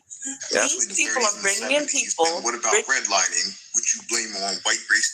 I got a question for all you dumb Democrat voters. You say that the party switch where Republicans became Democrats and Democrats became Republicans didn't happen at one time, that it happened between the 30s and 70s, and you blame all the evils that the Democratic Party did on the Republicans because it was actually them and there was a switch. So if the switch happened between the 30s and the 70s, then what about redlining, which you blame on white racist Republicans, but it happened between 1930 and 1950 when they began dilapidating neighborhoods purposely, pushing black people into the projects, blighting neighborhoods, knocking them down, creating highways, making the highway a barrier between the suburbs and white areas and the projects in black areas. It's recorded and documented that the Democratic Party blighted neighborhoods, didn't allow you to fix them up, kicked you out of them, demolished them, and created suburbs in them while putting you in the projects. And guess who did that? Your president that you love to thank for helping out black people during the Great Depression, President FDR, Franklin Delano Roosevelt, was responsible for redlining. That's one of those inconvenient facts that you can't really combat. Get off the Democratic plantation. I got a question for you. Where was the outrage then? Why was nobody upset then? But you dumb Democrat voters, you say that. Is this guy serious? Everything that's been happening is due to racism. I'm tired of you dumb motherfuckers pretending that it wasn't. The redistricting is due to racism because black people vote Democrat in the South. Why do black people vote Democrat in the South? Well, I'll tell you why. Because Democrats gave them the vote, and then all of the white people became Republicans. Because white people in the South do not want to be in community with black people. So they went and switched to another party. The destruction of education in this country is because white people in the South did not want their kids going to schools with black kids. So they have been trying to destroy the Department of Education so they can steal tax money and make white-only schools. Abortion. They don't want black women to have access to reproductive care so they can economically hold them down. Also, it was a backdoor way to trick Catholics and other people that aren't Southern Baptists and evangelicals into coming into community with white Southerners over a wedge issue so they could take over the Supreme Court so the Supreme Court could say that racism is over and instantly we bring back all the racist policies. Been this way the entire time. If you can't see that, you are fucking stupid. I'm sorry. This is why I can't stand white liberals. They think all I have to do is increase my volume, yell about the topic, and it makes me a little more correct about my manipulative argument. Is this guy serious. Everything that's been happening is video. I was speaking about how did the party switch in between 1930 and 1970, like everybody say, but all the evil things that the Democratic Party supposedly used to do, they were still doing on the low in between these dates, like redlining, blighting properties, seizing houses of black communities, making these communities tear apart and be dilapidated. They were doing this during the supposed switch. So how did they really switch if they were still doing the same thing? And in the comment section, a few people who look like me, of course, came with the, the coon, you Uncle Tom. One guy said, how much is the Republican Party paying you? And I commented under him, tell me where I was inaccurate at. Name one part that I was inaccurate at in all I just said. And he never responded, but somebody responded under him and said, when the Democratic Party was embracing the civil rights movement during the 60s and 70s, that's when the change really happened. And the KKK moved over to the Republican Conservative Party. And I said to him, oh, really? Then if they were so for civil rights, how come in 1957, 1960, 1964, 1965, the Democratic Party voted in majority against all those civil rights bills? Damn. He didn't respond, of course. See, that's the low IQ-ness of these people, that what they say to you is, you're a coon, you're Uncle Tom. The Republican Party's paying you, put this propaganda out there. But they never can actually tell you what you said wrong. One, they don't read, they don't know history, but they just don't like that you're a black man who doesn't vote for the Democratic Party that they vote for. Get off the Democratic plantation. I posted a video today to the official page for my bringing in all of the things that are antithetical to Christ, antithetical to what America stands for, and then they're dropping their babies off to have citizenship. Like, share, and subscribe.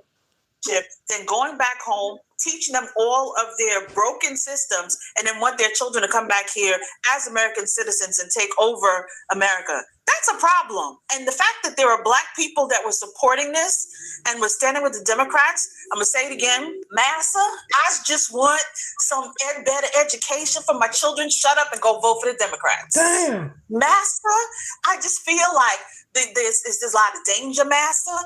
Is there anything you can do for us, Massa? Shut up and go vote for the Democrats. That's what happens. That's all y'all do. And the Democrats just say spit in your face, and you just, Massa, we just love you. Just keep spitting on our face, Massa. I just love you, Massa. Thank you, Massa. Crazy. Thank you so much. That is what y'all do. That is literally, and that y'all are still in that plantation today because they literally just spit in your face and said that all the anchor babies are just like you FBAs that y'all love to yell. Y'all are all one and the same at this point because this is what y'all chose for yourself. I think the simple problem is that when you try to use the Constitution to equate a slave that was brought over here by force and was passed to protect that slave because he wasn't the one that brought himself here and to protect his rights. And you try to equate that with someone who violates our laws and comes over here illegally and try to equate that. It's not only wrong, it's wicked. And this is the way people are who don't love America. And I think this goes all the way up to the Supreme Court because a lot of those people in the Supreme Court are anti-American justices. They're liberal left justices that will support anything that's not American. It's crazy. But I think that, again, if we Americans who love God, are patriots, did our job, and if the Christian ministers in this nation did their job, it would have never got to this point. Right. You're absolutely right, Minister Dancel. People say that the enemies are on their way. The enemies are here. In our politics, they're in these positions of influence at every level. It's really sad because when you have something like this that comes out and which basically, is a slap in the face, essentially, to crystal term the foundational Black Americans or people who are descendants of Americans country. It's a slap in the face. And to be honest with you, you're right. Because basically what you did is said that, hey, birther tourism, it's open for coming. They coming. And people don't understand that that's $100 billion business that people come over here and actually companies, quote unquote companies that facilitate this to allow this to happen. And it's not right. I'm not surprised, okay, because the rhinos that are in that court, they especially. I get you saying both parties is playing us, but when you get on both sides, Mitch McConnell, Nancy Pelosi, Chuck Schumer, the list goes on. These guys been in power for over 30, 40, 50 years. What you expect to happen? People keep voting them in.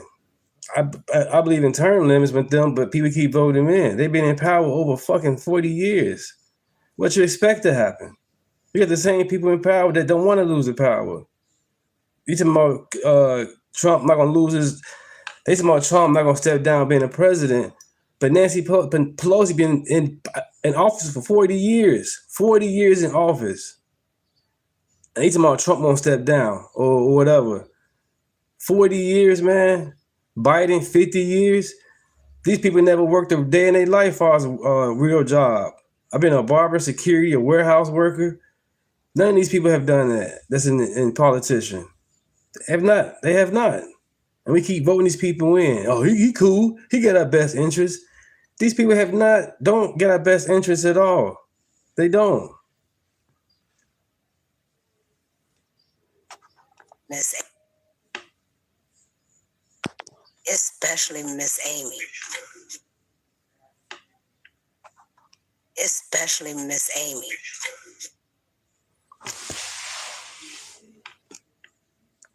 Especially Miss Amy. Okay, we'll try something else.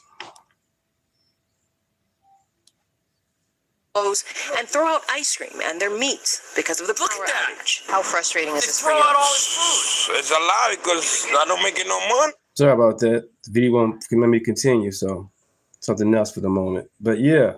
I gotta pay bills. I gotta still pay the rent without the light, you know? Still How gotta, can there be no power? It's this for the community right now. It's kind of hard right now. As frustration boils, Con Edison crews in the Riverdale section of the Bronx work to restore power at Now, the mayor went on TV and told everybody that. Yeah, but I know one party know what I'm saying, that they know what a woman is. Keep the borders closed. Keep men out of women's sports. That's the party I'm with. And leave our kids alone. Ain't no such thing as trans kids, period. People are nasty. You keep on talking about Epstein files. You guys so obsessed with damn trans kids. You and that damn James Toledo. Y'all some freaks, man. Y'all are some freaks. You want these little kids to cut themselves up. And you keep on talking about Epstein files. Y'all people are so sick, man. For real. For real. And then when it comes to these pride parades, you got these grown people out there half dressed and you want the kids to see the shit. It's okay. Or you want these people to be reading in drag clothes, drag story hours. What is that about? They keep on talking about Epstein files. You people are sick, man. This wasn't going to happen if everybody put their AC at 78. But somebody didn't do that, and maybe this is their fault. To some of these government buildings, like, City Hall. City Hall. in City Hall right now. I'm not talking about you. Look. Chat 8603. I'm talking to everybody in the chat. This is beyond just you in the chat, bro. It's all good. I'm glad you're in the chat. Name is Deunta. Appreciate you. I'm talking about the whole thing in general, not just you. Not a walking human thermometer, but they do feel pretty cold. What? So we're standing in the center of the rotunda, underneath a skylight with no air conditioner anywhere near us, in the middle of City Hall. And it is 73 degrees. What? Now, maybe if you live in the Bronx, you should visit City Hall, where there's power and AC and lights and everything else you'd expect to find in 2026 America. that is only 1 degree above a normal room temperature in the middle of an extreme heat wave. Wow. So it was 73 degrees and their AC was blasting. What did Ma'am Danny say when he won the race that we had to embrace again? We will draw this city closer together. Yeah. We will replace the frigidity of rugged individualism with the warmth of collectivism. Oh, yeah? The warmth of collectivism. For you, stole the power in the summer while they enjoy air conditioning. Not only were they not... I'm saying both sides is terrible because we all human. Nobody is perfect. On the real. So I don't get what you're talking about. Nobody's perfect. There you go. Turning down their air conditioning, it appeared that all their lights were on too. Wow. Look at that. For no reason. The lights are on, and there's so much natural lighting coming through these windows. This is crazy. They're stealing power. There's people in the Bronx. You're right. So okay, how about this? So y'all cool with okay? I get having. How should I put this?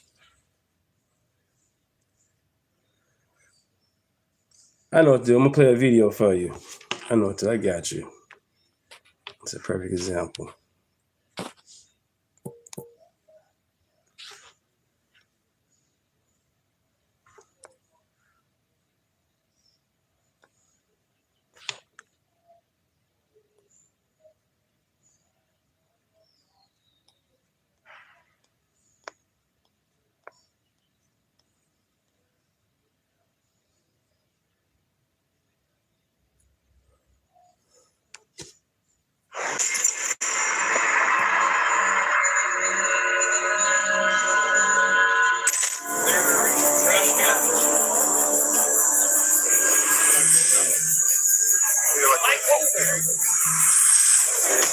Whoa, what is that?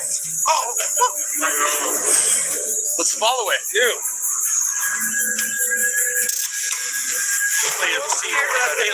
I think it's land over here.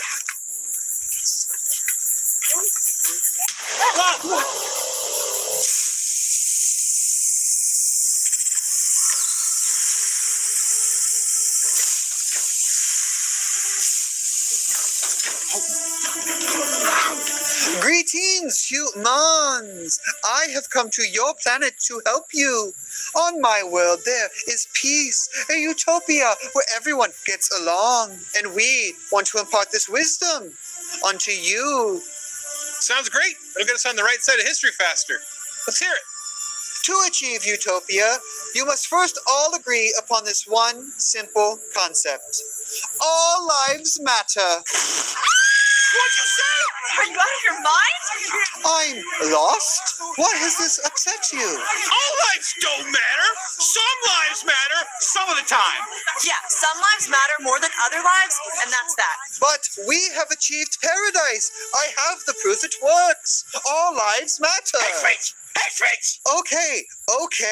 Let's move on. There is more. The next thing you need to achieve world peace is forgiveness. Forgive those when they fail or screw up. Screw that. We don't forgive. We cancel. Yeah. If we discover that someone once said something even the teeniest bit offensive, we as a culture will ruin their lives forever. That is terrible.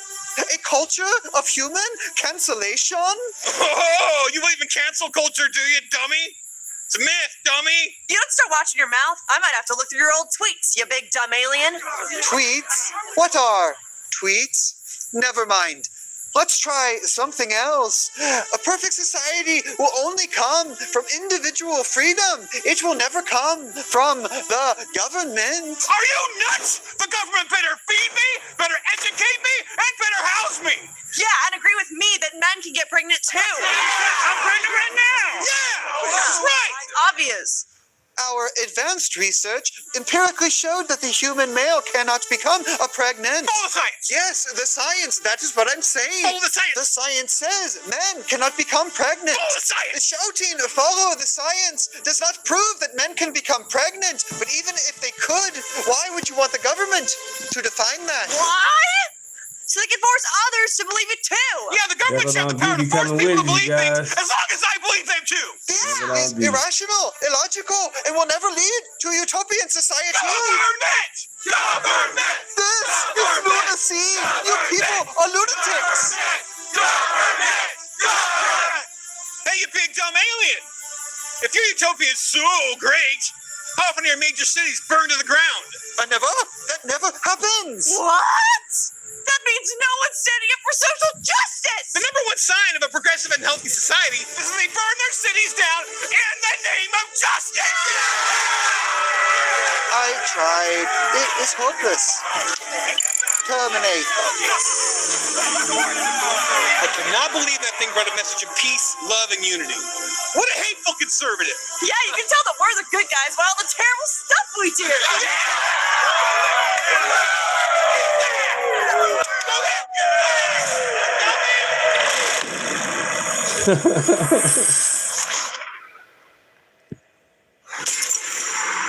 Yes, sir. Yes, sir. Boom, boom, boom. General Floyd, thank you for agreeing to meet with us today.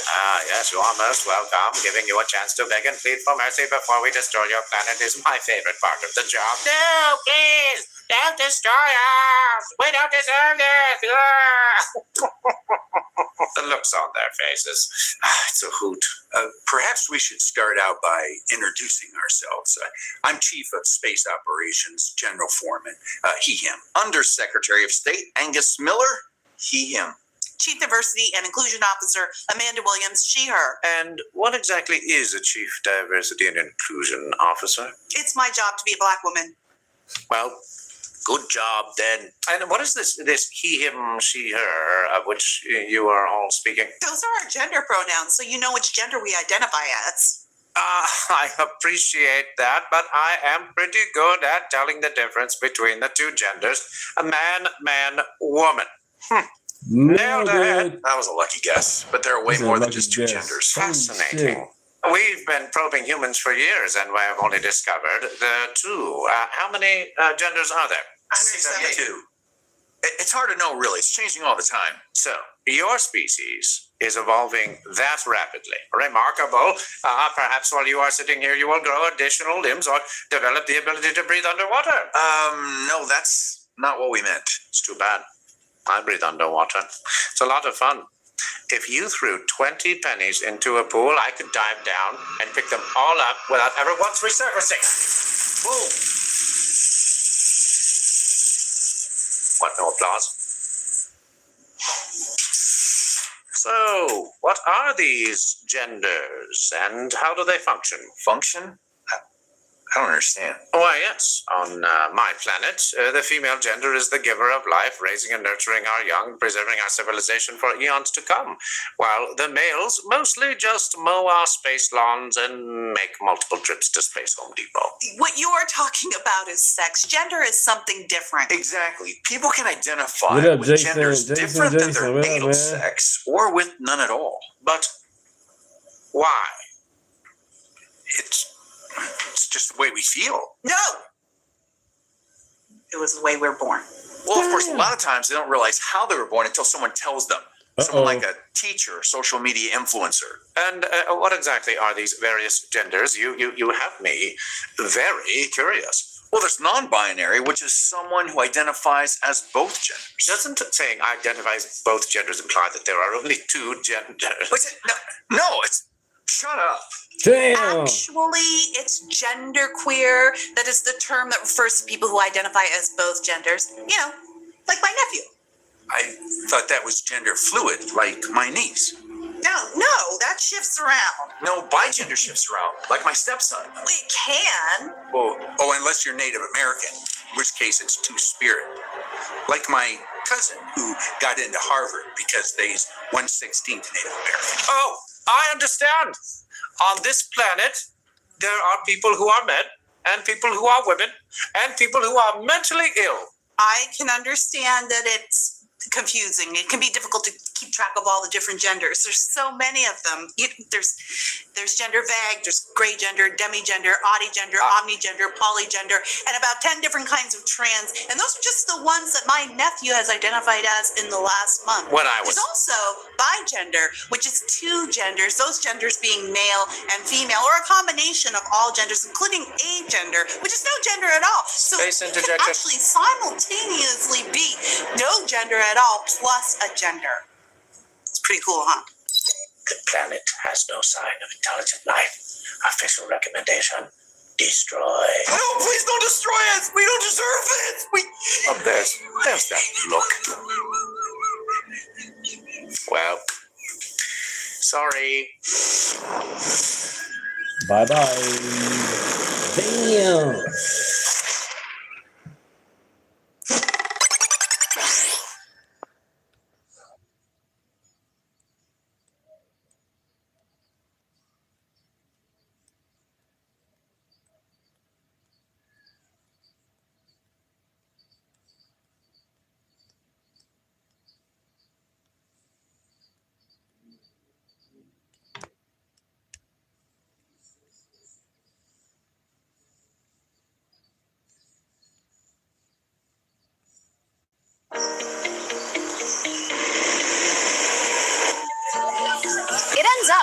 when you do communism right, it works perfectly and everyone loves it. And it only took 200 million starving to get here. That's less than half as many as we thought. There has been another terrorist attack with 33 dead. The American government has decided not to do anything about it since we probably deserved it. It sure is great that abortion is now free and available for everyone everywhere. Yeah, but it's too bad that there aren't any babies to abort since we outlawed being a heterosexual. Murdering those families was wrong, but you're an immigrant and you probably just didn't know any better. Plus, we shut down all prisons. You're free to go. This is wrong. You need to lock him up. How dare you question our compassion? Execute that man immediately. I found more letters we need to add to the acronym. It's already so large, it's throwing off the rotation of the Earth. If we add any more letters, we'll die. Then we die. Everyone just stay in line and walk through the scanner. It's going to check how dark your skin is to see how many benefits you get.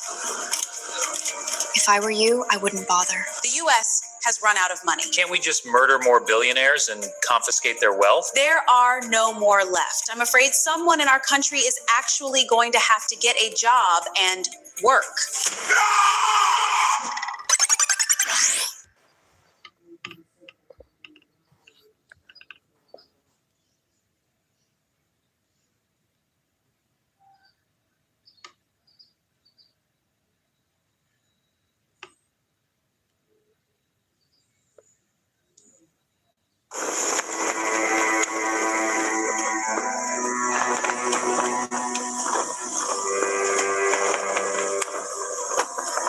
It was late 2026, and political conflict was coming to a head.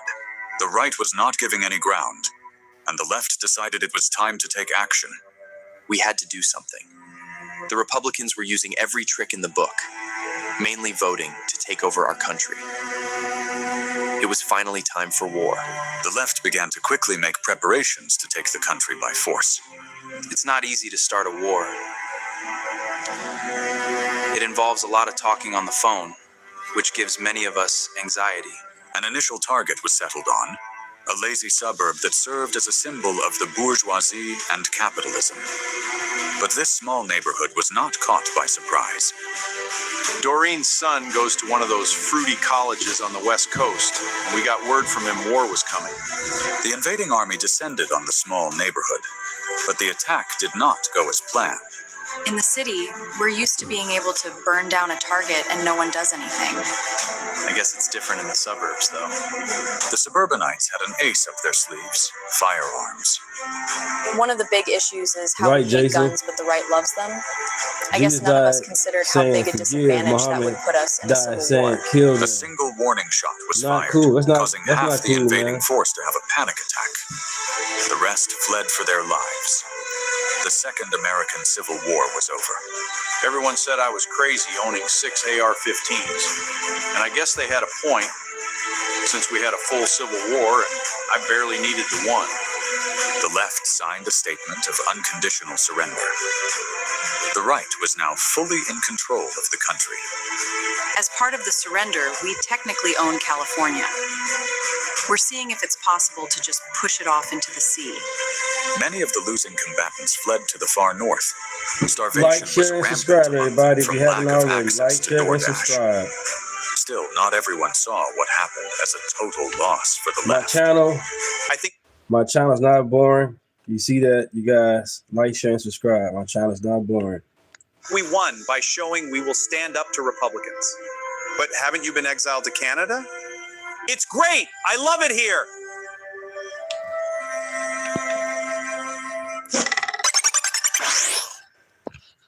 Give you one more.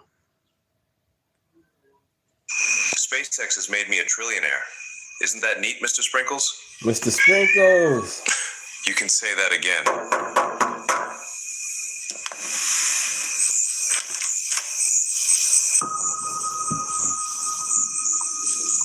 Do you need something? I hear you have $1 trillion. Yes, I am a trillionaire, but I don't actually have $1 trillion. I want it! There's no money. Give it to me!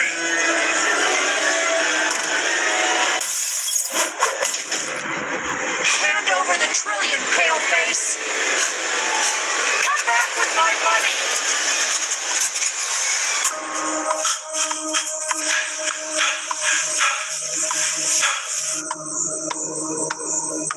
Where are you going with our $1 trillion, comrade?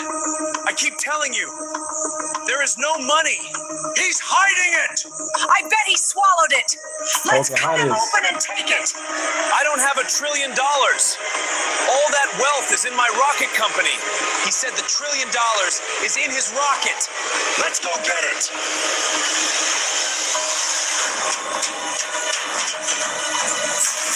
Let's start smashing stuff until we find the trillion. Oh yeah.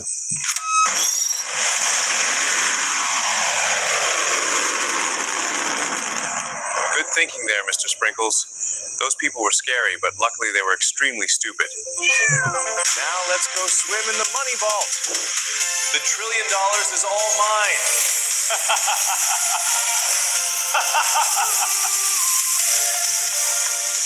You left your name on my phone. See any wealth here to redistribute? No, just red rocks. Rats.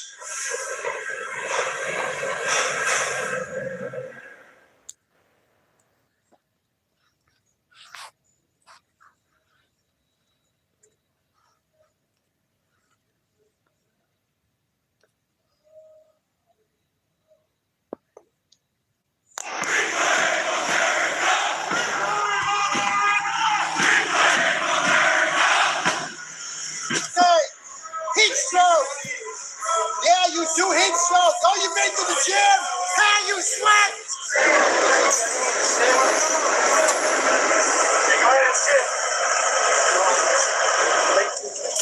Hey, sit, man. Don't mean to crap you up here, sir. I ain't getting no easy. I had a...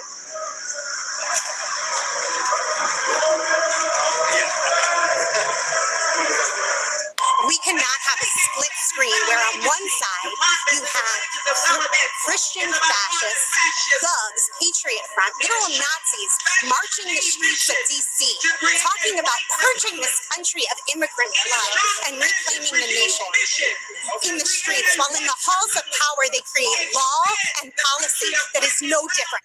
So they're cool with the Muslims doing this bullshit, you know what I'm saying? Praying in the streets, praying in Times Square, you know what I'm saying, in masses. But the fact that these guys, you know what I'm saying, want to keep America, you know what I'm saying, America is an issue. If you're an immigrant, come the right way. Learn the Constitution, learn how to read and write, do your thing, do the right way. No problem. We can't have that celebration on the one side and the decent people sitting at home watching fireworks doing nothing. We need a people that's acting with courage and conviction and all of humanity in our hearts and saying enough. We will not allow that cruel and brutal future. Boy. So we got to talk about the latest. Obviously, fake psyop from the left, from Democrats, from the mainstream liberal media, involving the so-called Patriot Front, who marched in D.C. during 4th of July. And as you can see here, they got this obviously staged photo op that liberals are currently boo-hoo-wide and cried about. And I want to talk about it because I just find stuff like this to be so funny. Black women on the metro here in Washington, surrounded by those folks from the Patriot Front, and then on the left is that classic photo of Elizabeth Eckford surrounded by fellow students at Little Rock Central High School. She is one of the Little Rock Nine. The parallels here, the symmetry here is startling, Michelle. That photo is probably Pulitzer worthy. It's a little early to start talking about that, but that photo is one instance of a woman on a bus surrounded by people who are wearing masks, who are about to march in Washington carrying Confederate flags. But I see that photo and I see America's workplaces. I see America's school systems, and those men are wearing masks, but they go and they surround women like her in their workplaces. They will go back to a place where they can take off their mask, and then they will be working someplace where their obnoxious ideas, will be put in place in hiring decisions, in decisions about who gets a mortgage and who doesn't. However, when I look at them marching, trying to project power, I don't see power. I see fear. I see the projection of fear. I see people who are afraid of a future that has already arrived. They are afraid of an America that is multicultural. They are worried about a multicultural democracy. They are worried about losing power. They want to create an America where white people and white men are dominant. And, America has to then decide, do we want to hold on to our superpower status? Do we want to be prominent in the world, or do we want to be a supremacist nation? I see exactly what you see when you say you see fear, because they know what they have done with being the majority in this country. And so their concern is that we, black women, brown women, the black and brown folks who at some point will inherit the majority of this country will do the same thing to them that they have done to us. Amazing. Absolutely amazing. You wasn't there, you idiot. I don't even know what to say at this point. I'm just going to say this, right? If you believe that this is real, you're a dumbass.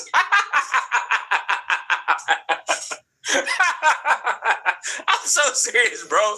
This is the fakest thing I've ever seen in my life. And the fact that the media, they're running with this. Again, this happened on 4th of July, right? These people decided to show up to D.C. in the march to do a little chant. And it's like, who are these people? Nobody knows who these people are, right?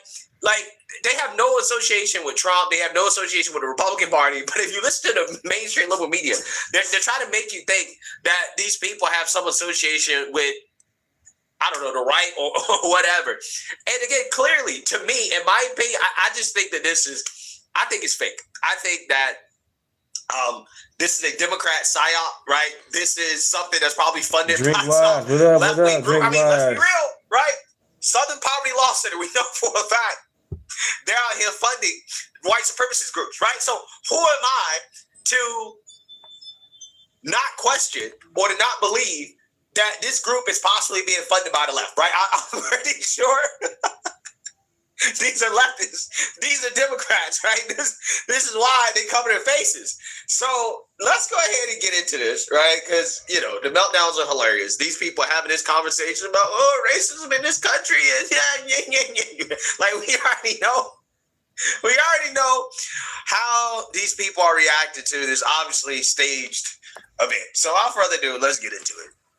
Because we were talking about the far left, I do want to talk about what I was discussing with Secretary Burgum, which is a march that happened yesterday morning. Yeah. You see the framing on this? Because we were talking about the far left, now we have to talk about the far right. But again, this is why, and again, I'm like, what is the association with these people in the right? Again, they can't say. They don't know, right? They just assume these people are right-wing. I don't know personally, right? But it's just funny because you can already see what the purpose is, right? These individuals show up as we're having a conversation about communists, literal communists, taking over the Democrat Party, right? The far left Marxists taking over the Democrat Party. Now all of a sudden CNN is saying, well, since we talked about the far left, now we got to talk about the far right, right? These white supremacists. Now, I, again, personally think that this is serving as the distraction that they want from the real conversation that we're having in this country, which is that we have actual communists who are gaining positions of power in this country. We don't have any so-called white supremacists doing that, right? Like, they're not winning elections. But we have far left Marxists who are anti-white, by the way, who are very much against white people, who are racist. Yeah, we do have those individuals who are gaining power and control. Yeah, we do have that, okay? So again, you see the agenda here. It's a distraction. On the 4th of July in D.C., white nationalists in and around the Capitol, and whether or not it was big or small, there was definitely a moment that was captured that has gone viral, which we're putting on the screen now, of the people who came to march surrounding a young African-American woman. Hey, Chad, Abraham Lincoln had it set up for the slaves to get the 40 acre and the mule and also get reparation. Abraham Lincoln got assassinated. Andrew Johnson shot it down. And after that, the Democrat Party, ever since then, been voting against the Black Americans ever since. They've been going against, every time the Republican puts them out for the blacks, Democrat Party voted against it. About 4 different times. Where is it at? I just played the video. Let me pull it up again. I just played the video.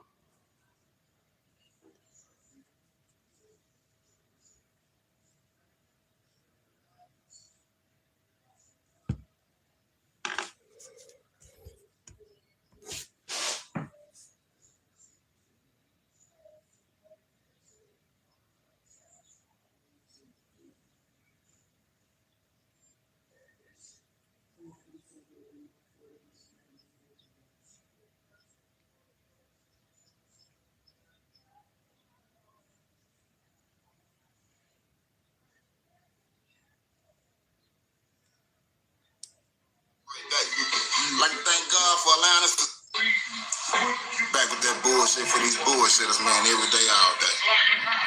Man, man, done it and put in executive back with that bullshit for these bullshitters, baby, every day, all day. Say, man, the government is not here for the working man. What it do? Back with that bullshit for these bullshitters, baby, every day, all day. Just finished reading another book. Man, I gotta say this. Why ancestors went through hell. They was living today. Back at that bullshit for these bullshitters, man, every day, all day. Man, your boy love to read, man. Let me list a couple of books I done read in the last. Hold on, find somebody else. You got the music in the background playing. Can't have that going.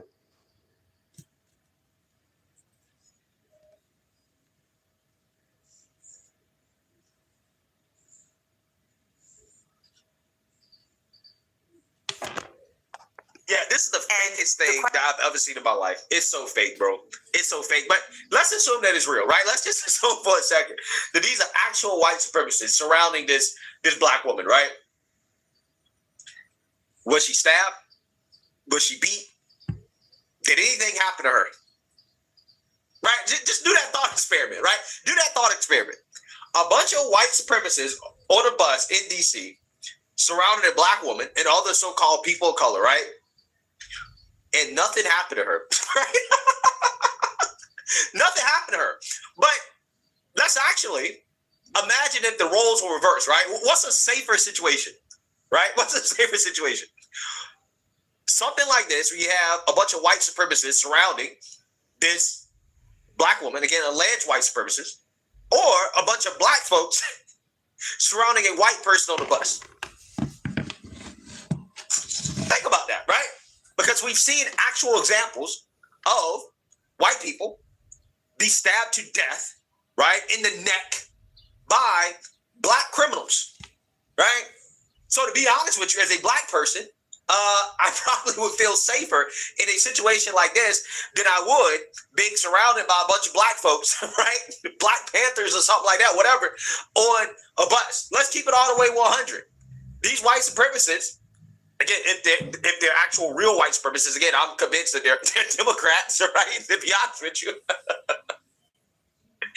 I think I would feel safer being surrounded by these people than I would being surrounded by a bunch of hoodlums on a bus, right? Let's be honest, because these white supremacists don't seem to be very violent. They don't really seem to be much of a threat, but they get a whole lot of media attention like they're a threat. But again, if the races were reversed in this situation, I think that you would have some real danger, right? There would be some real danger.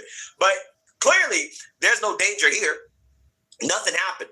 So again, I'm trying to figure out exactly, what the issue is. Why is that the media is now obsessed with this story? Again, because they're trying to use it as a distraction from the fact that we have far left extremists, real radicals who are gaining power in this country. So again, conveniently, this comes out on 4th of July, and all of the mainstream liberal media outlets are talking about it, right? Pretending as if this is a real problem in our country, and it's not. It's just not. So again, this Patriot Front group They pop up every now and then, right? When the mainstream liberal media needs a distraction, and I'm just not falling for it, right? I think that this is fake as hell. I think this is staged, and you can't convince me otherwise, to be honest with you. Question, I'll start with you since you're an elected Republican sitting here. Yep, follow the money. When you see that march, Follow the money. what do you say? What I say is that is not the soul of America. Look, we are all created equally. That is what our whole emphasis is based on here in this country. And I would just not ignore it, but I don't pay that much credence to it because that does not. Nah, let's keep a buck with you. You should ignore it. Again, what happened? Nothing, right? Nothing. At the end of the day, even if it is real, which again I doubt, right? Hey, it's free speech, right? It's free speech. Just like, again, if the Black Panthers are doing a march or whatever, it's free speech. It is what it is. I'm trying to figure out what the issue is here, right? Why is it that, again, they're trying to make Republicans come out and do the little tap dance, right? Well, what do you got to say about this? Are you going to condemn it, right? It's like, well, again, what is there to condemn? What are they doing? They're not doing anything, right? This is so funny to me. It's so hilarious. Not represent the soul of America. We in America believe in inequality, and that is simply not reflective, certainly not of the Republican Party. I can assure you of that. I watch this and I think about all the sort of the struggle of America. America has had great triumphs, but it's also had trials. I had to have a conversation with my kids the other day about the 4th of July because our family weren't free on the 4th of July. Our literally ancestors were enslaved on the 4th of July. And so while America has had amazing things that's happened, we also have these moments where we have this other darker part of our soul that exists inside of it. But our kids are strong enough. My kids got it immediately. Our kids are strong enough to understand this. They're big enough, they can do it. And if we want our kids to be stronger and to be able to take care of what's coming, that we can't even imagine the world they're going to inherit, we've got to give them all the facts so that they're able to compete. And right now, the president's approach is to ignore the tough parts about America, and that's going to make our kids not able to deal with the hard parts in their own lives. I mean, I think that's a part of the exceptionalism, though, I would say, Jamal, right? You think about the history of our country, where our ancestors began and where we are today. Now, I agree with you. There's certainly still trials that we must overcome. But man, you think about the past couple hundred years where we couldn't read, couldn't do basic math. We've had a Black president. We see Black entrepreneurs, inventors, creators. We're dominating in so many different sectors. I'd like to see us do a bit more in the science and business realm, but we're slowly getting there. And so to me, that speaks to the essence of who we are. We're imperfect, we're flawed, and yet the system enables us to continue to improve. Why won't the president make that case, though? That's exactly. Would you vote for me then if I ran? Good call, Michael. You only was a slave if you were below the Mason-Dixie line. Blacks in the North were free. Yep.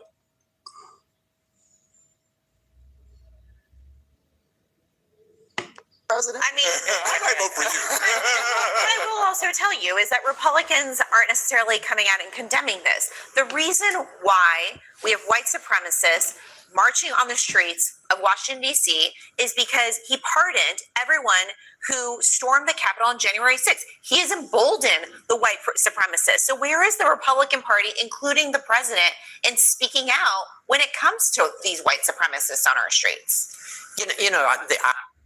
The Republican Party doesn't have anything to do with this. Trump doesn't have anything to do with this.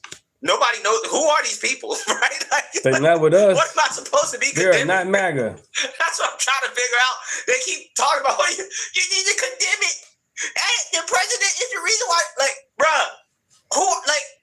What is there to condemn? What are they doing? They're not doing anything. I don't know who these people are. Nobody knows who these people are, right? Except Democrats, right? Democrats and liberals know more about the Patriot Front than conservatives, Republicans, Trump. We don't know anything about these people, but Democrats and liberals seem to know everything about them. That's why I'm telling you, they're Democrats, right? It's so obviously fake. It's so staged, bro. Democrats, y'all got to try harder than this, bro. Y'all got to try harder than this.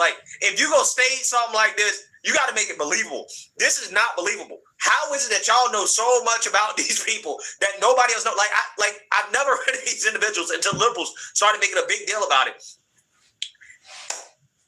they don't have anything to do with the right, right? So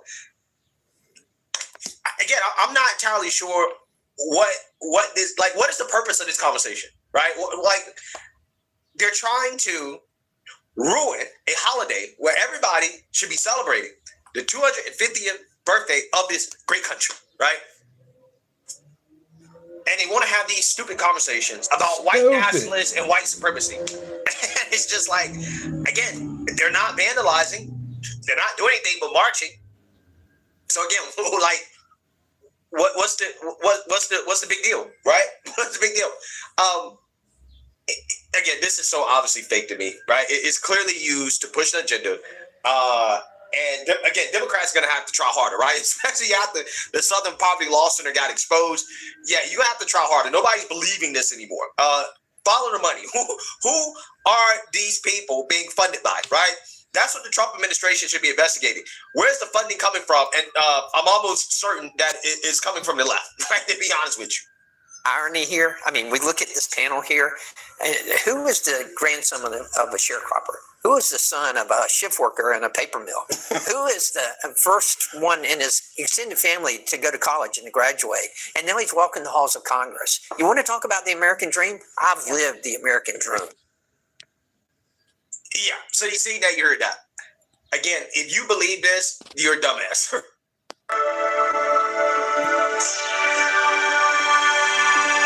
Hey guys, welcome to the Liberal Hive Mind, a channel solely focused on exposing the abundant hypocrisy of the left. And here's the meme of the day, brought to you by FiveMind.com. Well, as it continues to happen, the entire DSA is getting exposed. Ooh, the Democrats, socialists of America, you know, they're certainly on a tear, at least, of course, in deep blue spaces. But as they're slowly gaining more and more national prominence, we're seeing a public rebranding and redefining of the group and these candidates and what they represent. Of course, we covered the clip the other day of Caitlin Collins carrying their water, claiming, actually, socialism is not communism, even though it's literally Karl Marx's doctrine. And then, of course, we've had weeks and weeks of Mamdani, all the Mamdani commies, going on CNN and MS Now, doing damage control, refusing the communist label, pretending they're just moderate socialists. They're democratic socialists. They just want a little bit of socialism, y'all. They just want healthcare and higher wages. It's really that simple, people. And you know, it's cute and all. It was a nice attempt, but we got the frickin' receipts. And no matter how much they attempt to mislead the American public, we know exactly who they are because they've been saying it since the frickin' start. We are exposing the entire network, finding all the receipts, all the little clips, all their little ideological scrums in these Zoom calls, let's call it. And well, essentially what you'll find is that it's not just a case of one or two bad apples, a few rotten fruits spoiling the bunch. No, the issue is systemic. It's chopped down. It's the whole frickin' orchard. These people are full-blown radical communists who are now lying through their teeth as they continue in their attempts to swindle the American public. Let me show you guys exactly what's going on. We got some stuff to get into, so let's roll the tape. All right, folks, so I got this clip here from Stu Smith at the Stu Studio. He put it all together in the best fashion possible. But again, they keep telling us we're not communists. We're Democrat socialists. There's very clearly a distinction. Yeah, well, if there's such a clear distinction, then why the hell do you freaks keep calling yourselves freaking communists openly and publicly? I am a communist, you know, and, you know, this is what I want to fight for.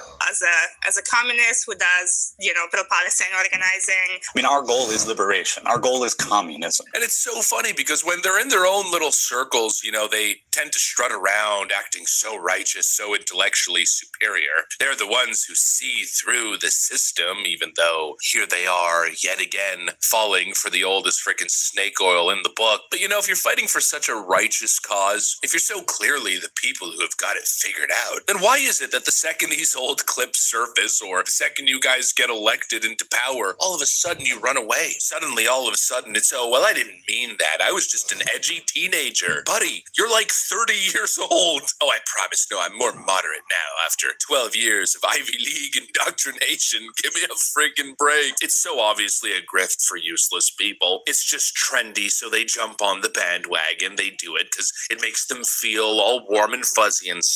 It gets them in with the crowd. In some cases, it leads to actual political success, which then all of a sudden they attempt to try to moderate. But to be honest with you, that particular character profile, that's the least concerning one. It's still concerning, nonetheless, not to downplay it. But, LARPing douchebags, they exist in every circle, no matter what. However, the other profile, the more sinister, more covert communist, like what's her name, Daria Lisa Chevalier, yeah, that's another beast entirely. Those are the types of people who aren't running away from the communist tag. They downplay it, and they frankly just refuse to answer or refuse to acknowledge their clear history and connection to communism and communist ideas. But it's not because they're running away from it. Oh, I was just an edgy teenager. No, it's because they're trying to play the long con, stuff like this. I'm pretty disappointed by the arguments against, I guess. It does sound a lot like a lot of arguments that we've heard over the years as 2020 has faded into the distance, and folks were very happy to kind of move on from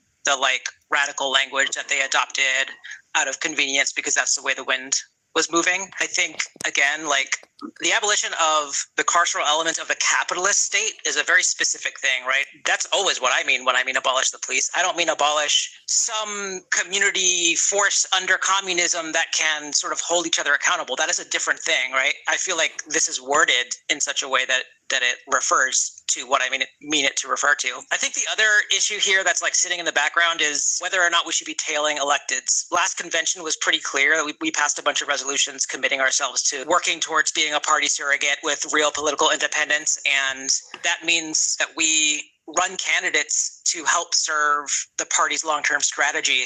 And we're strategic about kind of understanding the different rhetorical lines that our electeds versus DSA can hold. And we're thoughtful about how those interact with each other. But the idea that we need to align ours with theirs is a huge, huge mistake, right? It's a historic mistake.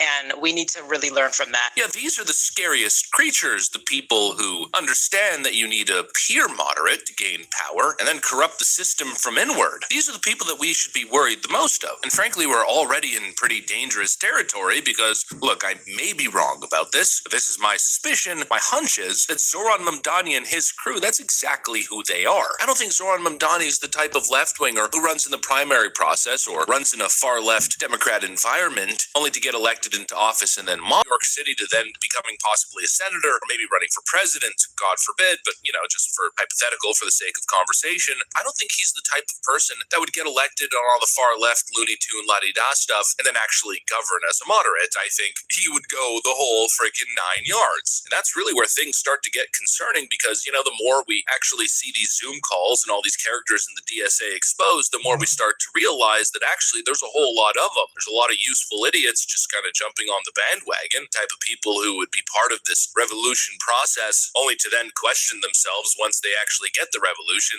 Oh Lord, what the hell have we done? We've made a grave mistake here. Sure, you have those folks, but you also have serious subversive forces. And I believe Mamdani, he's that force. I don't think AOC is, frankly. I mean, she plays the act, she loves her little TikTok lives, but when it really comes down to it, she's always talking about how your personal opinions and some of the stuff you said when you're younger and believed when you're younger, of course, once you become a House representative, you need to be more realistic. She's alluded to these kinds of notions. Mamdani is not that guy. Mamdani is full-blown anti-Western radical. And you could actually see it with this July 4th address just the other day, an absolute desecration at George Washington's desk. And not just the optics on display, but also the grievance politics that he was pushing, the classist nonsense. As we mark 250 years, what do we see? We see a city of contradictions within a nation of contradictions. We see the wealthiest country in the history of the world, one where children go to sleep hungry, while the world's first trillionaire hungers for more. We see See what I'm saying? Because he a trillionaire, he got to bust his money down to everybody else. That's stupid. That man earned his money fair and square. And he also employing people. When Donnie just got here in America, he want to trash America. But you guys vote this man in power. That's stupid as hell, man. That's not cool. He's not a full-blooded American like we are. He don't care about America. He's straight out agenda, a Muslim agenda, a straight trying to take over. Look at this. They hit jobs on. Not cool. Not cool. Monopolies that dominate every industry and oligarchs who buy elections. We see masked agents terrorizing our streets, eating food cooked by our undocumented neighbors before spiriting them away in unmarked vans. We see a nation whose immense wealth has been built by those with calloused, dirt-streaked hands, those who toil on factory floors and chisel into stone. And we see a nation that has allowed so much of that wealth to be held instead in the soft hands of a precious few. You know, it's just very clear that it's not time to be idle, to be sitting idly by as all of this is happening. We're at a crossroads right now with these left-wing ideologues trying to propagandize and lead our youth astray. We got to get more active than ever before because this is a real communist movement. This is freaking serious stuff. These people are a serious threat to the American way of life. They will destroy everything that they touch if we don't stop them. I guess all that to say, you know, I'm feeling re-energized. We got some work ahead of us. It's going to be non-frickin' stop for at least the next 5 to 10 years until we see the real political culture of Gen Z as they enter adulthood and the generation that follows them. Anyways, that's what I got. Thanks for watching, and I'll see you on the next one.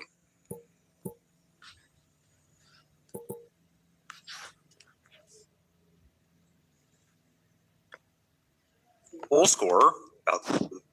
If you're a patriot, then you're just going to love it when America wins. And we've been doing an enormous amount of winning this year. We defeated Canada in hockey at the Olympics. It's never happened before. It is a literal miracle. Baby. And we actually did better than the country's ever done at the Winter Olympics. 33 medals, 12 gold, an absolute dominant performance. And America's even doing well in soccer this year. Another straight up miracle. America has been pitching shutouts on the pitch, and now the rest of the world is trying to catch up by rigging the game. Damn, Trash referee made USA red card a whole lot harder to swallow. The most talented player on Team USA, certainly the most talented scorer, Balgoon's his name. He got a red card for just jumping and trying to kick the soccer ball. A ref that's already being investigated for being a fraud and rigging games from Brazil called a red card, and everybody saw what happened. It's like effectively nothing, just kind of sort of range of play went down, and then the team that makes these kind of calls, this is a leaked photograph of the FIFA review team right here, okay. They said, no, you get a red card. What the officials have done to Balgoon and the U.S. men's team is nothing short of criminal. Officiating should never affect the World Cup like this. FIFA sources confirm there's no mechanism to appeal the red card. So what happened was probably one of the worst calls in sporting history. Red card is given for serious, dangerous foul that goes beyond what a yellow card would be merited for. Violent conduct, punching, kicking, biting, headbutting, spitting. Damn. This is, of course, not what happened. Everybody saw it, everybody knows it, and everybody was raging. 100% tariff on all FIFA-related entities until they rescind the Balgoon red card. That's right. The entire internet was saying this red card was atrocious. Investigate and fire the ref. Turned out the ref is corrupt. And what this means is that he wouldn't be able to play. America would be down a man for their must-win match on Monday. Trump needs to make a call to FIFA, everyone's saying. This absolute retard should be banned from ever being allowed to ref another game in his life and also investigated and deported. Me and the boys pulling up to FIFA to file a Balgoon appeal. Should have pulled this move when he handed him the red card. Got him. That's right.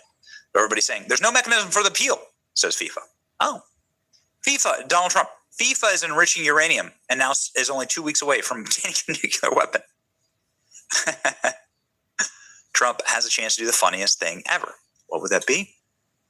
Yeah, that red card was BS. Get my man back on the field immediately.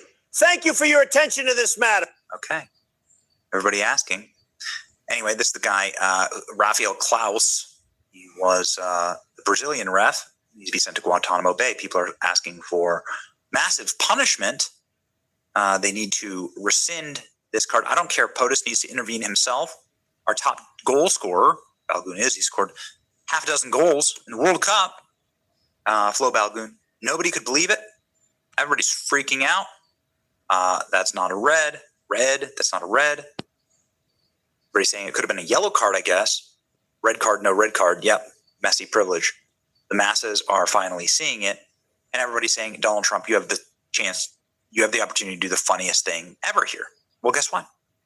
We win again. USA star Florian Balogun cleared to play in World Cup match versus Belgium. FIFA has cleared a way for the U.S. men's national team, Balogun, to play in the World Cup match of 16 against Belgium in Seattle on Monday. Multiple sources confirmed on Sunday. This is first reported by The Athletic.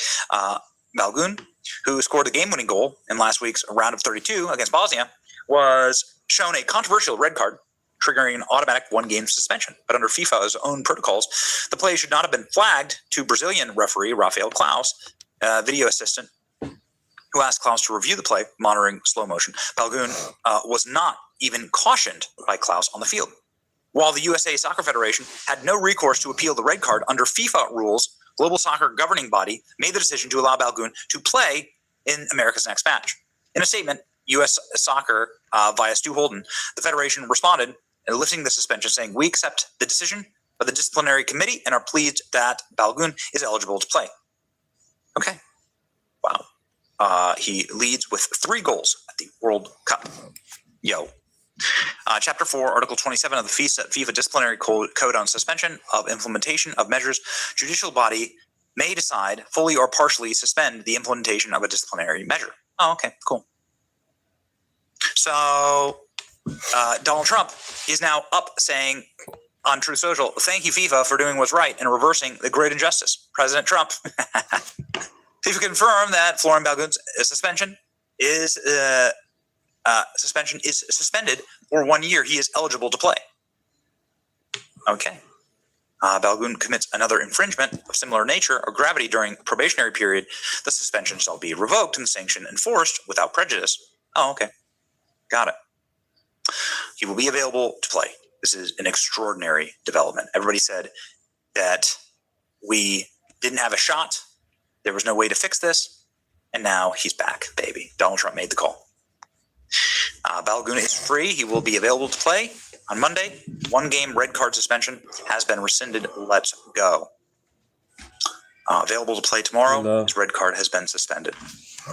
Everybody is celebrating. Huge win. Now fire the referee. That's right. Balogun is eligible to play against Belgium round of 16. FIFA give USA special treatment. He did it. He pulled the Uno reverse. He actually did it. It's actually Donald Trump who did it. How does he do it? God's plan. Balogun is back. Balogun. I will learn how to say these names correctly. Oh my God. The Balo has been freed. FIFA has cleared a way for him to return. Everybody is losing it right now. Let's go, Flo. Flo Balogun is available. It worked. It worked. There you go. Thank you. Yep. And here's here we go. International law 1, FIFA refs 0. There. Say, as he sent a lightning bolt through the sky, not to be outdone, the original author and creator of Light in the Sky, God said, let me just add a little majesty to this. What is that? A lightning bolt striking the Washington Monument? By the way, President Trump was at the base of the Washington Monument. So that's what was going on. Just absolute thing of legend. People saying online, this is a sign, a mandate from heaven. God added his own primordial firework glory to the United States of America. 1,000 years of greatness ahead. Thousands of years represented here with 100-plus-year-old World War II veterans watching from their memorial. This incredible display. Nobody's ever seen anything like this before. Once again, impossible to hate on this. Impossible. Look at that. Just really, whoa. So cool. Look, I mean, so cool. The footage from the... Wow, sorry. The footage is whew. Everyone being like, whoa. Everyone saw it and they got chills. So it's nice to have one of those moments where everybody is just together saying, wow, what a exciting time to live in this country What a special moment for all of us to join together, put our differences aside. No such thing as a perfect country. No such thing as anything that's perfect, that's man-made. We are all sunken. We are all fallen short of the glory of God, right? Us Christians understand this. And the best that we can do, frankly, is to enjoy what God has given to us, try our best. Ladies and gentlemen, Donald Trump bringing on decorated Medal of Honor victors, recipients, and Lincoln's flag, the flag that was on Lincoln's casket. And it's just an incredible display. It was something that was just beautiful to see. The crowd just going wild for this American exceptionalism from sea to shining sea. With the exception of course, libtards, who were the most miserable, cretinous human beings on the planet. Like, imagine cheering. Trump's 4th of July celebration evacuated because of storms. This is representative of Trump. I think God is telling us something. Oh, really? What was God telling us here exactly?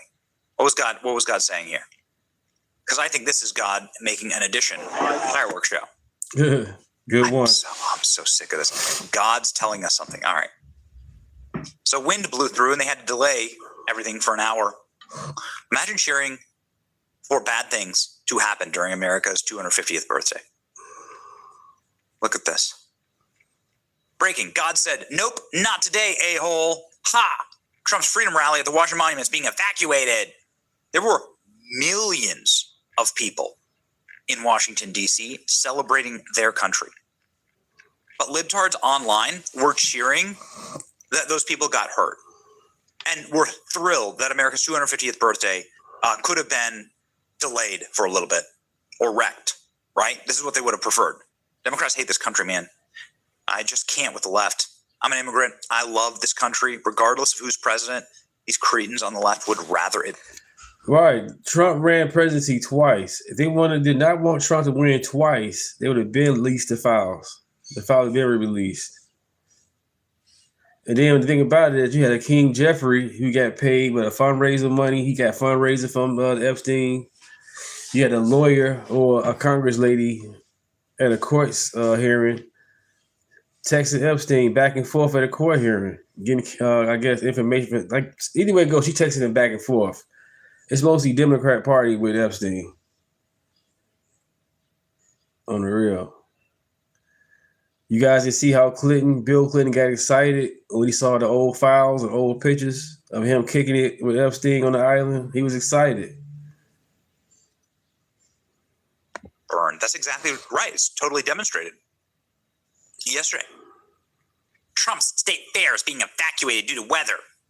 They waited in line for hours. Happy 4th, MAGA. Imagine thinking about your fellow American citizens like this. Attacking America on the 4th of July. I've lived for most of my life under Democrat presidents. Bill Clinton had 2 terms. Barack Obama had 2 terms. Joe Biden. And I never once cheered against America.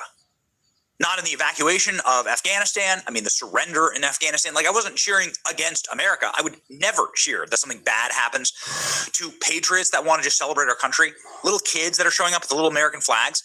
This is what these people are cheering for. What the F is this? Says libtards online. Some of the biggest. I mean, these people have millions of followers. Look. What is this? Boomerang, welcome to the chat. What's up, man? Epic fireworks show.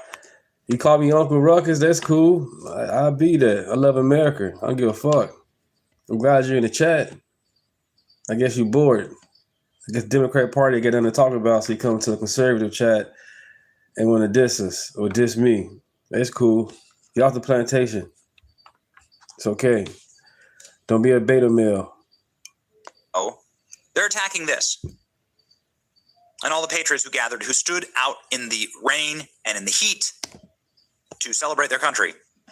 This is an next post from somebody who hates America.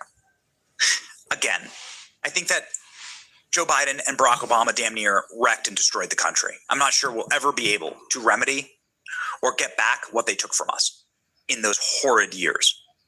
However, in spite of how much loathing I have for both of those two Marxists, I never once cheered against America. I rooted against them. I worked hard to make sure they didn't have power, but I celebrated every 4th of July. I was as proud to be an American then as I am now. It's kind of amazing. Democrats aren't proud to be an American. We have the data to prove that. Gavin Newsom and every other lib, I mean, at least Gavin Newsom did something on the 4th of July and released something. Of course, it was to trash Donald Trump. Today's idea is under attack by a man who embodies the very tyranny our founders rejected. Like, so you have to take pot shots at President Trump. Man, he got completely ratioed here. Independence Day, and you're sitting here talking about Trump. The obsession is real. You're so pathetic. Put illegal alien invaders over American citizens. Nobody wants to hear your BS today. California has witnessed the rapid decline, and once again, state under you will never be president, resign. Tyranny is flooding California with illegals, making voter ID illegal and mandating universal mail-in ballots to rig elections, right? Bill Clinton, TLDR. Nobody's going to read this. Nobody's going to read this. Like, could you just post a American flag or something? Like, why do you have to, why do you have to do this? Like, we know what this says. I'm not going to read it. We know what this says. America's not a perfect country. It is so bad. Everyone owned slaves. Oh, so bad. It doesn't matter that 90% of the world practiced slavery at the time that America was founded. It was only white people. It was only our founders. They're so evil. We know what this is going to say. That's it. That's what their sole obsession is in trashing America. At least they posted, Gavin Newsom and Bill Clinton posted something. AOC didn't even post for 4th of July. AOC didn't. She's like a front runner to be the Democrat nominee for president. She didn't post on the 4th of July. Nothing. This is her last post from July 2nd with a actual jihadist and all of his jihadist buddies. A bunch of women in burqas and a bunch of Muslim nationalists out of Michigan. That's her last post. That's her post so that is her post of the 4th of July. There it is. It is one of the communists who won in New York. Freedom is only possible when we have the conditions for a good life. What are you talking about? That's not true. This is nonsensical. Freedom is only possible when we have no, that's not. The founders didn't have a good life. They didn't have the conditions for a good life. They had terrible conditions. They were literally under the bondage of a foreign nation. Healthcare, housing, education, dignity on the job. They're so brain rotted. Ilhan Omar, proud to be an American. Really? True patriotism is defending constant. Proud to be an American. She brags every single day that she's from Somalia, and she puts Somalia first. She says it in speeches. She says our homeland, Somalia. She calls the Somalian president my president. Right? What evidence? Our country has never been perfect, but its promise is worth protecting. Shut up, your country. It's not your country. It's not your country. You're a guest here. You're a guest here. I'm so sick of paperwork. Good one, Mark. I'm so sick of this. There's one thing that I want to destroy legally in my lifetime is paperwork Americans. Like, you should have to become an American. It should be law that you burn your passport. Dual citizenship should be illegal. You should have mandated English requirements. You should have to learn frontwards and backwards the Bill of Rights, the Declaration of Independence, and the Constitution. You should have to take like extremely difficult courses on those. And maybe you should have to serve in the military to become an American citizen. Like, maybe all of those things. So I would make being a paperwork American illegal. That would be the first thing I'd do under the Johnson dictatorship. And I'd literally ban every third world. I'd ban third to first world. I'd ban pretty much all immigration. We've had enough. But look at this. It's amazing. Ilhan Omar trashing our nation. And then this is incredible. Defending the Constitution, protecting our democracy. You know, it's in the Constitution and our Bill of Rights and our founding documents, freedom of speech, but she locks her comments. Isn't that amazing? Hassan Piker, classic. The idea of loving America has been totally held hostage by some of the worst effing figures, ironically destroying America with regular frequency, whether it be in the Republican Party, Donald Trump, you know these people. Cringe Jean Pierre. straight up giving some lecture and mispronouncing words about, I'm not even gonna. Healthcare workers and the people who carried America through the pandemic. It reminded me of service and sacrifice. This year, the fireworks cannot disguise Trump's distortion of what the White House stands for today, with many Americans protesting how this anniversary has been exploited by the president and his MAGA act. She just mad in a rainbow flag being flown around. That's all. So what? Accolades.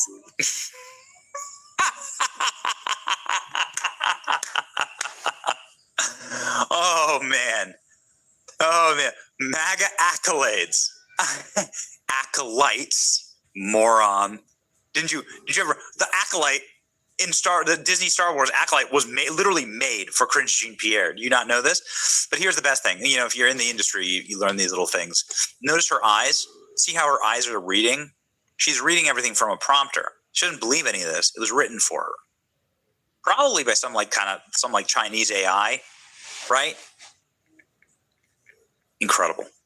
This was the voice of the president for 2.5 years. That was the face and the voice of the president. We couldn't see Joe Biden, so that was literally it. Ro Khanna praises communist Zoran Mandami slandering America, which he did. Jasmine Crockett says America owes black women everything. Everything. Whether it's an invention that she made, this 4th of July, I say celebrate a black woman that you know. Because whether it's an invention that she made, or whether it's the very democracy that still hangs by a thread right now, there's a black woman to thank for her contributions. Really? Oh, interesting. What inventions? Right. Let's see what you say.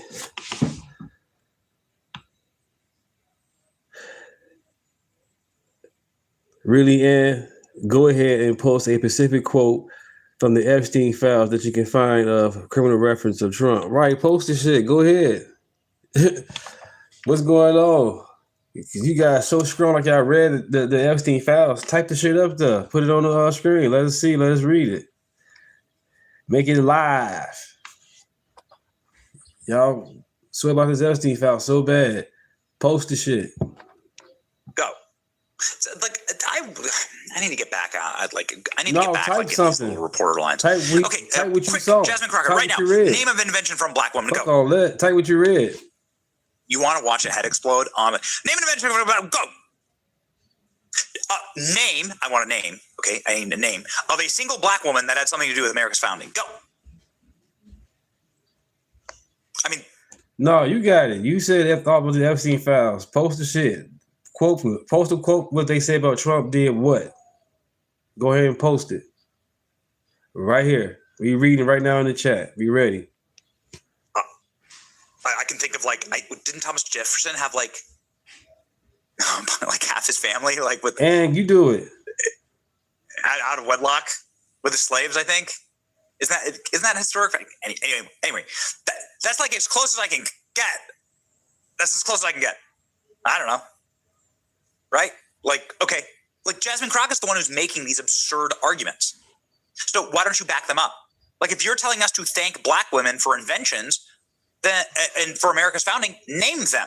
Right. They keep on talking about this Epstein files, but nobody yet in none of these chats has typed or quote anything from the files. They just say Trump name in the file. What did it say in the file? Just put it on the chat. Make it live.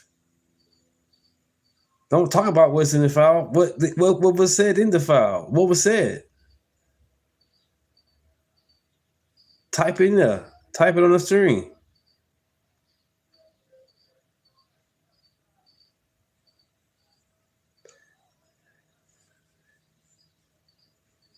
Okay.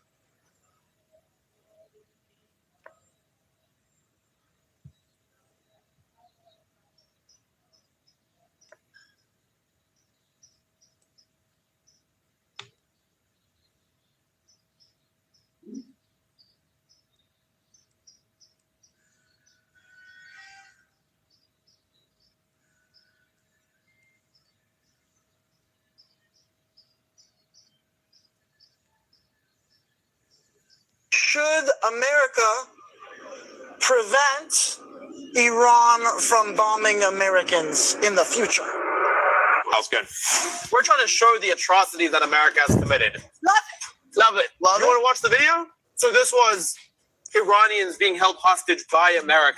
I'm not surprised. Do you think Iran has the right to prevent America from continuing to kill its people? Does Iran have the right to defend itself? Iran have the right to defend itself. Yeah. Like if America's killing Iranians for decades. This is from X. Thanks for stopping by. X, Carla Boone. You can check it out. We're going to continue. This is amazing, man. This is amazing. This moment is saying, yeah. What if I told you that every single video we showed you right now, this was actually attacks by the IRGC on Americans? Now, do you think America should have the right to defend itself and prevent, future Americans? You answer. Wait. It's not a hard answer to answer. Yes, we should defend ourselves. Why don't you answer? No, because but you said Iran has the right to.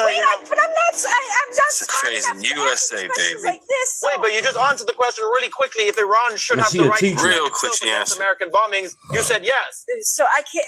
It's too much for me. I'm not just the kindergarten teacher. I'm not. And she a teacher, you guys. This is insane. She can't answer the question. Okay, should we break it down very simple? Yeah. Iran attacks America. Should America be able to defend itself against Iran? That's intense. Wait, but okay, break it down even. How does this test? Iran. Here we go, y'all. Bomb Americans. Should America prevent Iran from bombing Americans in the future? That was good. Should America be able to defend itself? Damn. Hello. If Iran is bombing us. Yes. And she's a voter. This is even worse. Should America? Because we want peace. Yeah. Well, yes. Peace to spring. Not have the capabilities to attack us. Yes. Yes. That makes sense. That makes sense. I think we got somewhere. Okay, we all agree. No, are you a political science major? Are you a political science major? Yeah, are you a political science major? Are you a political science major? Thanks for stopping by, you guys. I really appreciate it. Like and subscribe. These people are insane. We got to pray for them, you guys. They misinformed. We got to keep them informed. And that's what I'm trying to do with my platform. Keep pushing it. What's going on out here with this lefty BS and this conservatives. Keep fighting for America and keep America strong and keep America great, period. Without Trump, we got to do this together. Stay conservative. Vote Republican. Love each other. God is in control. Thank you. Of National Intelligence, Tulsi Gabbard, releasing a bombshell report today that shows a conspiracy by a sitting president, Barack Obama, and his intel agencies to sabotage the president-elect, Donald Trump, brainwash the electorate, and undermine the legitimacy of an election. There is irrefutable evidence that detail how President Obama and his national security team directed the creation of an intelligence community assessment that they knew was false. They knew it would promote this contrived narrative that Russia interfered in the 2016 election. Crazy stuff, y'all. Obama is bogus. I voted for Obama that first time. The second time I didn't, which I never did. Did the dummy vote because he was black. I'm a Democrat. But you can see I'm MAGA. I'm ultra MAGA, baby. Stop voting blue no matter who. They did Trump bogus, man. Help President Trump win, selling it to the American people as though it were true. It wasn't. Gabbard got her hands on a House intel report that's been locked away in a CIA vault for almost a decade. Investigators spent over 2,000 hours looking into how the Russia hoax was born, interviewing 20 CIA and FBI officials. And it turns out that the Obama administration doctored the intelligence to make it look like divider in chief stole the election. A month after Trump beat Hillary, Barack Obama wasn't satisfied with his intelligence reporting and ordered his CIA director to create a new assessment of how Russia interfered with the election. This was a highly unusual move. John Brennan handpicked 5 CIA analysts to write the assessment, and they were siloed. None of them knew what the other was doing. And only one analyst was in charge of drafting this report. There was nothing routine about this, and it was a rush job to publish before Trump was sworn in. Nothing was coordinated with the other intelligence agencies either. Basically, this was home cooking for Barack Obama. There were 4 key elements from the assessment that were repeated over and over again and formed the basis of the Russia hoax and the Robert Mueller witch hunt. 1, that Vladimir Putin wanted Donald Trump to win. 2, Putin took action to help Trump win. 3, the Russians had blackmail on Trump. That was the Steele dossier. And 4, that the Russians tried colluding with the Trump campaign. None of any of this was ever true. How come only Fox News reporting this? Oh, because it doesn't fit the other narratives. At least Fox News showed transparency. There was no reliable intelligence to support any of these allegations. Senior CIA officials repeatedly refused to traffic in these allegations, but they were repeatedly overruled by CIA Director Brennan and FBI Director Comey, who insisted that they be pushed, even without verifiable evidence. The Obama administration cherry-picked the intelligence, lied about their sources, misquoted sources, didn't corroborate their claims, suppressed intelligence that ran counter to their narratives, and even used a... Yeah, they said the Hunter Biden laptop was false, all that. Just straight lying to us the whole 4 years. Lied to us. Now the truth is coming out, finally. Anonymous internet postings. Rank and file CIA admitted what they were doing violated their own tradecraft standards. There was a massive pressure campaign that came right from the top. CIA analysts say they received unusual directives from political appointees, the CIA director, and Obama himself. This is how the Russia hoax was born. Donald Trump knows that the Russians helped him win in 2016. Putin hated Secretary Clinton so much that the flip side of that coin was he had a clear preference for the person running against the person he hated so much. It was Russia in a very systematic way in trying to interfere in the election and to try to advance the prospects of Donald Trump being elected. This was such a malicious disinformation campaign perpetrated on the American people that at one point, 60% of Democrats believed the Russians hacked our voting machines to help Trump win the White House. Wow. What this report actually shows is that the Russians just wanted to create chaos and undermine Americans' faith in democracy. Solid intelligence suggested that Vladimir Putin didn't care who won. He had no preference. Wow. But like most people, expected Hillary to win and had a little docket of compromising dirt on her. Dirt that he never released. Now, if Putin wanted Trump to win, why didn't Putin drop the dirt? There were high-level DNC emails that detailed evidence of Hillary's, quote, psycho-emotional problems, uncontrolled fits of anger, aggression, and cheerfulness, and that then Secretary Clinton was allegedly on a daily regimen of heavy tranquilizers.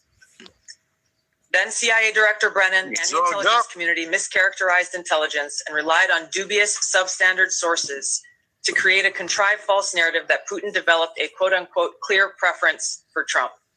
Now, if Clinton was on tranquilizers like the Russians believed, then why didn't they leak it to help Trump win? How credible was the information about Hillary Clinton's power? All I have seen is what the intelligence committee have reported through their investigation. That's what's up, Jason. Let them know what's going on. I saw this on X. I figured I'd share this with you guys. So I was on X yesterday, and I see it's done repost again on X. So I figured I'd share this with you guys and share this information because it's needed. The underlying point there is that we understand from intelligence what Russia said that they had. And the important point here is that if they were trying to influence the election, as President Obama and James Clapper and John Brennan, everybody said they were doing in order to support Donald Trump's election, they would have released the most damning of that information. Obama and his spy chiefs knew that Putin didn't prefer Trump over Hillary, but they cooked the intelligence to make it look like he did. Obama and his intel spies knew that Putin didn't collude with Trump and that he didn't even direct his people to help Trump win. but they put it out there anyway. Let's see, Waters becoming In a with us, sense, guys. Barack Obama did exactly what Putin wanted, undermined Americans' faith in free and fair elections and caused chaos in our country. Barack Obama, the CIA, and the FBI were the ones doing what our enemy wanted. This is why we need Do you believe IDs. that any of this new As well. information implicates former All President states. Obama in criminal behavior? Need Have IDs. referred and will Voter continue ID. to refer all of these documents to the Department of Justice and the FBI to investigate the criminal implications of this. For even The evidence, correct. The evidence that we have found and that we have released directly point to President Obama leading the manufacturing of this intelligence assessment. Divider in There are chief. multiple pieces of evidence and intelligence that confirm that fact. Even 2 years later, after the election, Barack Obama was still pushing a hoax he knew wasn't true. And he knew it wasn't true because he helped manufacture it. Duh. They're undermining our alliances, cozying up to Russia. What happened to the Republican Party? They're cozying up to the former head of the KGB. Actively blocking legislation that would defend our elections from Russian attack. What happened? Now, I don't know if it's possible to indict a former president for actions he took while in office. I'm not a lawyer, proudly. But Brennan, Comey, and others may have severe liability. Trey Gowdy says we know for a fact that Brennan committed perjury when he lied to Congress. Brandon. Director Brennan, do you know who commissioned the Steele dossier? I don't. You know if the Bureau ever relied on the Steele dossier as part of any court filings, applications? I have no awareness. Wow. Did the CIA rely on it? No. Why not? Because we didn't. It wasn't part of the corpus of intelligence information that we had. We get It was not in any way used as a basis for the intelligence community assessment that was done. It was not. Well, that's a lie. Whatever happens to these guys is not revenge. It's accountability. And it's time for people to pay the price. All right, you guys, I want to share that with you. That's crazy. Fox News becomes the receipts. People be hating on Fox, but it comes to receipts, man. Stacey Jesse, gut feel. Oh, yeah. Like and subscribe, everybody. Republican County, where African Americans are being oppressed by horrific new voter laws, forcing them to acquire a legal ID to vote. Excuse me, sir. You're unable to acquire an ID, are you not? Actually, I just renewed my ID. It's pretty easy, actually. There you have it. This poor black man has been disenfranchised by racist voter ID laws because he's too ignorant. I'm sorry. Ignorant. Amazing. And that's what's going on right now. It's a comedy skit. You guys see it's from X, but it's funny. It's hilarious. And that's what's going on right now with these damn Karens and these damn Kevins. Let's continue. And thanks for stopping by. Means stupid. Too ignorant to acquire a voter ID. Absolutely tragic. The new laws forbid giving out food, water, and free cash to voters in line. How will black people figure out how to drink water in line to vote? That's illegal. Thanks to Republicans. Where did you get that anyway? I brought it. You didn't bring that. You're too underprivileged. That means poor. I'm sorry, the evil conservatives are trying to figuratively smack the water out of your hands.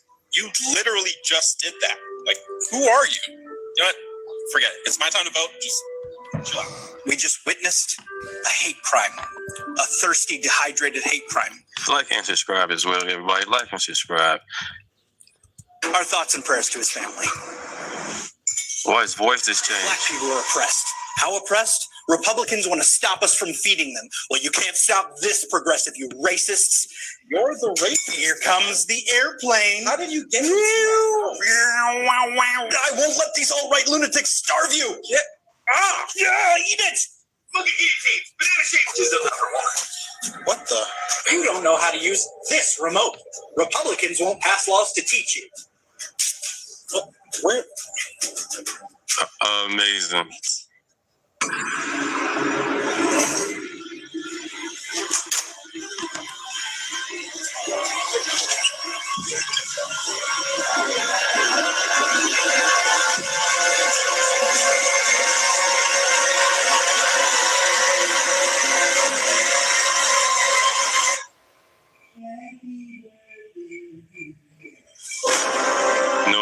people are incapable of doing anything white people can do on their own. Progressive policies are the only solution. You can't escape them. Without them, you literally can't do anything. Oh, man. Another black man flees in terror from the bigotry of Republicans.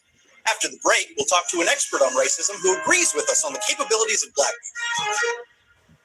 people. Thank you guys for stopping by. Just want to share that with you, a little laughter, because we need some laughter. But it's so accurate, what's going on with these Karen, these liberals, the Democrats. Stop being misled. Vote red, everybody. On the real. Vote red. Pass the Save America Act. Pass it. Name is Deunta. Thanks for stopping by again.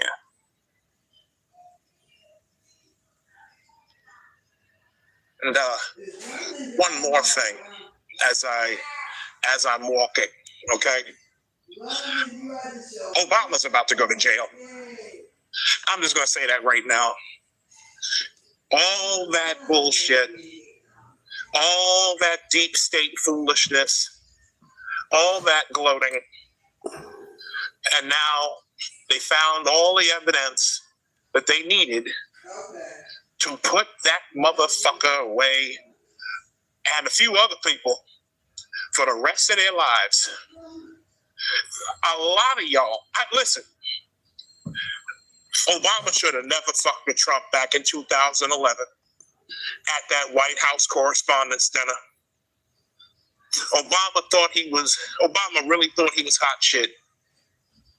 And here he decided to go fucking with that man for no reason at all.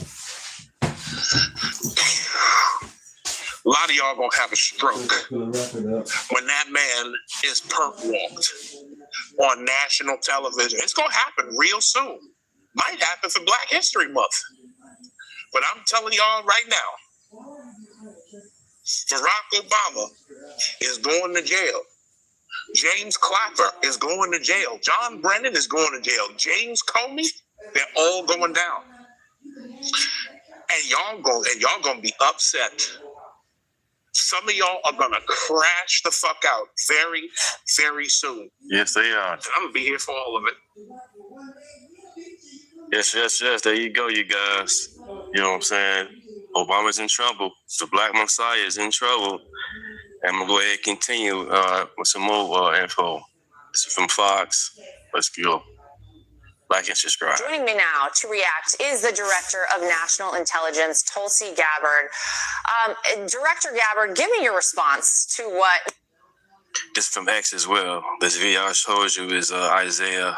That's from X, and this is from X as well. We heard from former President Obama there. He's saying that none of this makes any sense, that this is a distraction. What do you say to that? It's the art of deflection coming from former President Obama, as well as his friends who are still in Congress today, and Senator Warner and Congressman Jim Himes, really all basically saying that exact same statement, which doesn't actually address the issue that was revealed in great detail in the over 100 documents that we released last week, and the documents that we will be releasing later this week, that point to the undeniable fact that you laid out in your introduction to this segment, is that the intelligence community had one assessment, that Russia did not have the intent or capability to try to impact the outcome of the U.S. election leading up to Election Day. The same assessment was made after Donald Trump was elected by the American people as president in 2016, defeating Hillary Clinton. And it wasn't until after that pulled President's Daily Brief document that you referenced that the Principals Committee was called in the National Security Council, and President Obama then directed his Obama. I did a video on this as well, probably like 2 weeks ago, about the Obama hoax, the Russia hoax. Check it out. Obama's DNI James Clapper to lead the effort to create this new intelligence community assessment that detailed not if, but how Moscow attempted to influence the outcome of the U.S. election. So this is the thing that I think people should pay attention to, is neither the message from President Obama's office, neither the statements coming from Democrats in Congress today and their friends in the propaganda media, none of them are addressing this fact that there was a shift, Subscribe, you guys. Name is Deunta. Thank you guys for stopping by. Appreciate it. 80-degree shift from the intelligence community's assessment leading up to the election to the one that President Obama directed be produced after Donald Trump won the election that completely contradicted those assessments that had come previously. The second thing I want to address that's very important, Laura, is that you in the clip that you played, you saw John Brennan, James Clapper, I go live in the mornings, Monday through Thursday. I go live in the morning. Other than that, they be random. Got the weekend off, so I'm going to live now. But other than that, I go live mostly Monday through Thursday. But other than that, I'm here for you guys. I'm here to share regardless. If I think of something, see something, I'm going to share and go live or make a video or a short. I'm here. I appreciate you guys. Like, share, and subscribe. Comey stated with high confidence. And it's been 2 hours and 59 minutes been streaming with you guys. So basically 3 hours been streaming. This January intelligence. That's probably why Michelle ain't around him lately. Every time event oh yeah, happy 4th, everybody. Happy 4th from yesterday. Yes. Happy 4th. Oh yeah. Ate good. When I get off here, I'm gonna go ahead and barbecue. Me and the wife gonna barbecue for me and her. You know, a little intimate barbecue, me and the wife. Life is great. Not around. Obama goes to the dance by himself, while all the other presidents' wives, they right there with him. Something going on. Community assessment that they drafted at the direction of President Obama. The fact is that they used already discredited information like the Steele dossier. They knew it was discredited at that time, yet they used it as a source for this document that they claim to have high confidence in. They used intelligence that some of these intelligence community professionals rejected previously because of the lack of credibility and the lack of the ability to vet with any kind of confidence whether or not that information or intelligence was accurate and could be used for an assessment. There's a long laundry list of facts and intelligence reporting that directly contradict the statement coming from President Obama's office and those who are trying to deflect away from what actually happened, which was after Donald Trump was elected. Led by President Obama, there was an effort to create a document that would serve as a foundation for what would be a years-long coup against President Trump, therefore trying to subvert the will of the American people who sent him to the White House in 2016.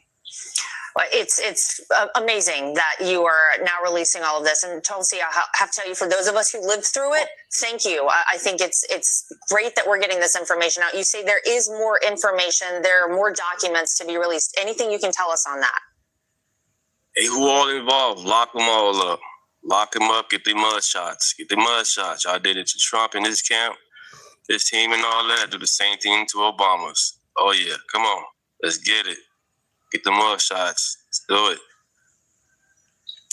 We will be releasing these documents shortly in the wake of the release that we did last week. I'm very encouraged by the fact that we have whistleblowers coming forward who are intelligence community professionals who were there when this happened and who were disgusted by it and are heartened at the possibility and the hope that the truth will see the light of day. And of course, the most important thing is that the American people see accountability, which is why we're referring and have already sent all of the documents that we have currently and any others that we get in the future to the Department of Justice to bring about that accountability, to ensure that the integrity of our democratic republic exists, that the American people can have faith and trust that who they vote for in our elections to be elected will actually be respected by those who are leaving power.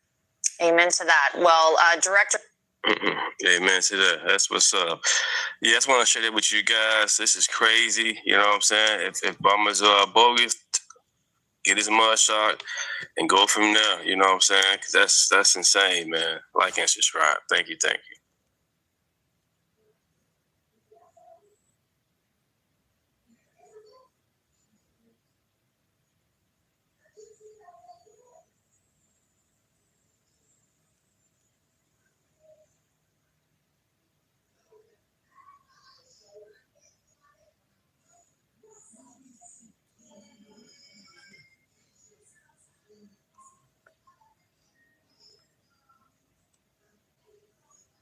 God bless USA.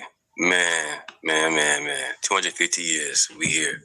It's a blessing to be here, you guys. You know, people say don't celebrate this day, but me and my family go and celebrate and have a great time. America's a great place to be, one of the greatest places to be. Freedom of speech, you know. You name it. You come here and become rich. Make a name for yourself. People are dying to get here, you know. So happy to be able to celebrate this 250 years. And this whole month is it's a great month. My brother's birthday, he passed away years ago. Bless you, bro. My wife, my grandma's birthday, a few other people. But yeah, and my auntie as well. So it's just a blessing to be celebrating this day, you know, no problem. But you got people out here want to push racism, division, and that's not cool. That's not how America was built. Thank you. You know? Thank you. It was most perfect how we got here, but we're here. Christianity and capitalism. But you got the Obamas out here want to cause division. Talking about slaves and all that. But Obama, in your background, you had slaves in your background. But then we'll let Terrence cook right quick. And, you know what I'm saying? And go from there. Because what you finna say is the truth. Please do us all a favor and shut up and go away. Thank you. In September 1995. Shut up and go away. Why are y'all constantly trying to start a race war in this country? Why are y'all bringing up the fact that George Washington owned slaves? Why? Who cares? It happened a long time ago. Why don't y'all talking about y'all need to remind people? Why don't you remind people that black people sold other black people into slavery? Why don't y'all remind people about that? Why are y'all trying to constantly divide the American people? Y'all want black and whites to hate each other. Oh, you know why? Because that's how y'all make money. That's how y'all stay popular. That's how your pockets stay fat, full of money, by keeping us divided. We are trying to celebrate America's 250th birthday, and y'all want to talk about slavery. Shut up. Just shut up. We all know about slavery. Why don't you remind people that white people also fought and died so that black people can be free? Why don't y'all remind people that a Republican president freed black people? Why don't y'all remind people how great this country is? Why don't y'all actually tell? Andrew Johnson, Democrat, shut it down. You know what I'm saying? And people keep on voting Democrat. Makes no sense. Once again, I'm here about unity, you know what I'm saying? Happiness, celebration. You know what I'm saying? But these Obamas, they've been in presidents for 8 years, you know what I'm saying? Voted in twice, no problem. All of a sudden now, they want to call racism, call division. He was a Kleagle. That's not cool, man. That's not how that works. Robert Byrd was a Kleagle. Black people that no matter their skin color, they can be whatever they want to be in America as long as they work hard. Why don't y'all do that? But you can't get me to hate this country. Nope. You can't get me to hate America. I love my country. Because of America, I had opportunities. Because of America, I was able to make it out of foster care and start my own business and meet the president of the United States. When I was a foster kid. Yeah, Bull Connor. You know what I'm saying? Raised up my aunties. And I made it, no problem. I married him happy. Switch. It did. On YouTube doing this with you guys. I was a barber, security, warehouse. Met the mayors in Chicago, a few celebrities here and there. Well, they had the security at a high school for some years. But I had no excuse. I got trades. And with these trades, I got a chance to move around. Get paid cash, make that paychecks. America is great. I don't see how you guys make it so bad. It is not. That's why people are dying to get here. Dying to get here. The excuse is the people that are making it. You know what I'm saying? Because we can make it. Look at it right here. 250 years is for a reason. Donald Trump. Remind people how great America is. Talk about that for crying out loud. And these people talking about they don't want black people celebrating America's 250. Well, I am. And that, because people say, I'm going to celebrate Juneteenth. Well, on Juneteenth, not all the slaves was free. They were still enslaved still. So you guys want to go back and forth with this whole history thing, do it. You know what I'm saying? Facts over feelings. either way it go, you know what I'm saying? Independence Day, as far as this day, was based on God. And that's why we're here, because of God. Because of God, that's why we're here. To all these activists talking about if you got a black business, don't celebrate America's 250. Well, my business is celebrating America's 250 because I love my country. And I don't want to be anywhere else. But if y'all do, y'all can get to stepping. Y'all can move anywhere you want to move to. You are free to leave. Nobody is holding you back, including you, Barack Obama and Michelle Obama. Y'all got plenty of money to get to step into if you hate America that damn much. Right. Who are y'all to tell people that they really shouldn't be considering celebrating America because of slavery? Because of some shit that ended long time ago. It's done with. My grandma about to be 97, if not 98 years old. Give me grandma not on your birthday, actually age. But other than that, she's about to be close to 100 years old. Come on, you guys. Slavery been over with. Let it go. Get over it. I'm sorry, get over it. I'm not sick and tired of it. You can remember history, but do not live in the past. A past that you didn't even live in the first place. Because none of us ever experienced being slaves. Right. My grandma wasn't a slave. She was 100 years old. That's why I'm getting at with this whole situation. Thank you, Terrence. That's Terrence. You guys check him out. You know what I'm saying? The man's he be on it, man. But then I'm like, share, and subscribe, you guys. I'm going to get up out of here, join some barbecue, enjoy each other, love each other. We got this. God is in control. Like, share, and subscribe.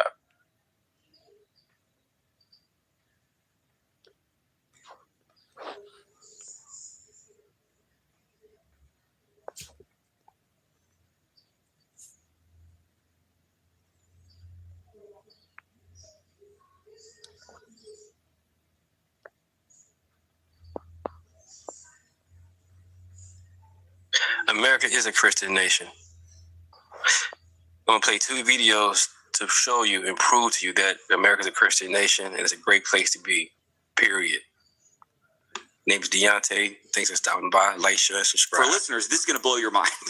You have no idea how much Christian sort of standards were written into all the, many of the founding documents. So all I'm going to do right here is read the prayer of the First Continental Congress. O Lord, our Heavenly Father, high and mighty King of Kings and Lord of Lords, who dost from thy throne behold all the dwellers on earth and reignest with power supreme and uncontrolled over all the kingdoms, empires, and governments, look down in mercy. We beseech thee on these our American states who have fled to thee from the rod of the oppressor and thrown themselves on thy gracious protection, desiring to be henceforth dependent only on thee. To thee have they appealed for the righteousness of their cause. To thee do they now look up for that countenance and support which thou alone canst give. Take them, therefore, Heavenly Father, under thy nurturing care. Give them wisdom of counsel and valor on the field. Now I'm going to skip forward. So the prayer ends like this. Preserve the health of their bodies and the vigor of their minds. Shower down on them in millions they here represent such temporal blessings as thou seest expedient for them in this world, and crown them with everlasting glory in the world to come. And then here's how it ends. All this we ask in the name and through the merits of Jesus Christ, thy Son and our Savior. Amen. That, ladies and gentlemen, was the first prayer at the First Continental Congress. And then fast forward 250 years, and you have people saying, in no sense was our nation founded on Christian principles in any way. It's crazy. Right. That's crazy, man. Crazy, crazy, crazy. Like, share, and subscribe, guys. I got a little explanation for why this is. What you're seeing is literally, you're seeing Romans 1 in action. Yes. It says that when people exchange the truth of God for a lie, it says that they, quote, suppress the truth in their unrighteousness. So whenever an ideology becomes an idol, and by the way, secularism is an ideology that becomes an idol. Whenever an ideology becomes an idol, truth suppression begins to happen. What does truth suppression look like? It looks like rewriting the entire founding of our nation so that it doesn't sound like it was in any sense Christian. Now, why do they do that? Here's the strategy. Rewrite the past to control the future. Yes. I just want to say that one more time. If we want the future of a nation, a society, a culture to be a godless, secular, honestly, gospel-opposing future, well, then we have to rewrite the past in order to control the future. That's the strategy. That's why dudes like that are really important. That guy right there. Amazing, you guys. Here we go. Charlie Kirk. God bless us, man. Bless us. God bless Charlie. Donuts to the family. Was America founded as a Christian nation? Well, I actually seen a video of Charlie Kirk breaking this down beautifully. So I wanted you guys to see it too. Check this out. Country was founded on common law because the Declaration only refers to God 4 times in the Constitution. It doesn't refer to God at all. And it only articulates the structure of government. So first of all, remember that we were Thank you for the gift. Thank you. Appreciate it. Thank you for the super chat. Thank you. Appreciate it. 13 of the original states required you to be a Bible-believing Christian to serve in government at the time of the founding. All 13 out of 13 required a declaration of faith. 9 out of 13 required you to be a Protestant, except Maryland, which was Catholic, which still required a declaration of faith. Almost every single one of the original state constitutions, Pennsylvania included, they had, I profess Lord and Jesus Christ. Thank you, Dustin. Thank you, Dustin. Thank you. Appreciate it. Name is Deunta. 55 out of 56 of the original signers of the Declaration were Bible-believing church-attending Christians. So common law is inherited from Blackstone, who was Christian. Common law is an outgrowth of the scriptures. So let's go to 3 principles of common law: presumption of innocence, due process, injury of your peers. All 3 are biblical principles wrapped into the ultimate biblical principle that you shall not favor justice if you are rich or poor, which is Leviticus 19. Right before, most famous part of Leviticus 19, which is that you should love your neighbor as yourself. But before that is that in the administration of justice, you shall not favor the rich or the poor, which is the idea of blind justice. We get that in the West, which is incorporated also in the New Testament ideal: neither slave nor Greek nor Jew, you're all one in Jesus Christ, which we are at human equality. These are all biblical ideas. They're not Enlightenment ideas, which is they kind of get conflated at the time. But more importantly than that, they say that God was only mentioned 4 times in the Declaration of Independence. Well, that's a big deal. Okay. No problem. Thank you. The last paragraph of the Declaration reads as a prayer. It says, "We appeal to the supreme judge of the universe." Who's the judge of the universe? Jesus Christ. It says in Revelation that Jesus will judge the earth on his throne. So in the Declaration, they were praying to Christ our Lord as a prayer very specifically. Thirdly, as I said on the stage yesterday, Deuteronomy was by far the most quoted book, religious or non-religious, in the time of the founding when they were putting together the Constitution.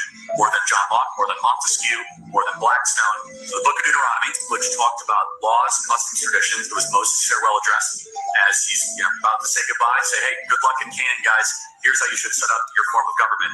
But finally, and most importantly, let's look at actually what the founders said. John Adams famously said the Constitution was only written for a moral, religious people. It was wholly inadequate for the people of any other. The body politic of America was so Christian, it was so Protestant, that our form and structure of government was built for the people that believed in Christ our Lord. One of the reasons we're living through a constitutional crisis is that we no longer have a Christian nation, but we have a Christian form of government, and they're incompatible. So you cannot have liberty if you do not have a Christian population.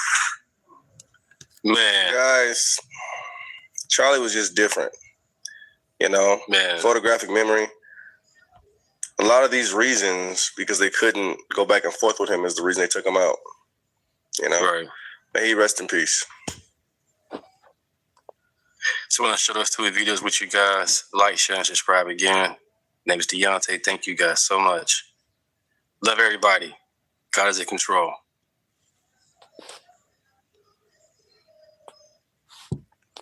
Looks like Adam Schiff in trouble, you guys. I think there has to be an immediate pathway for every single undocumented immigrant that's here in this country today that does not require them to shell out thousands of dollars to go through the process, for it to take decades at a time to be able to get to citizenship, an immediate pathway to citizenship, and then just a pathway to citizenship. Everyone needs a pathway to citizenship. We got to get rid of ICE. Everybody deserves to come here, because when her father was 29 years old, he came here from Ethiopia, and now she's getting to go to Congress, possibly. We'll see. I mean, again, it's a very heavy blue area, and so they very may well elect her, and then she's going to be campaigning for open borders and a pathway to citizenship.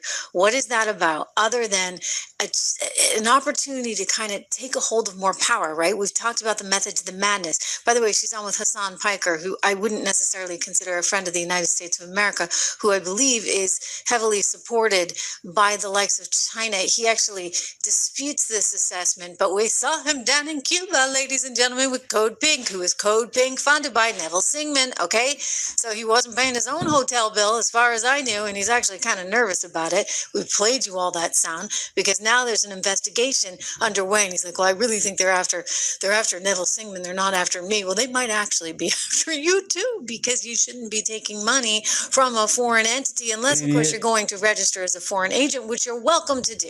Okay, because I think you are a foreign agent, Hassan Piker, at this point. And I'm looking at the Ethiopian from Colorado and saying maybe she is also a foreign agent.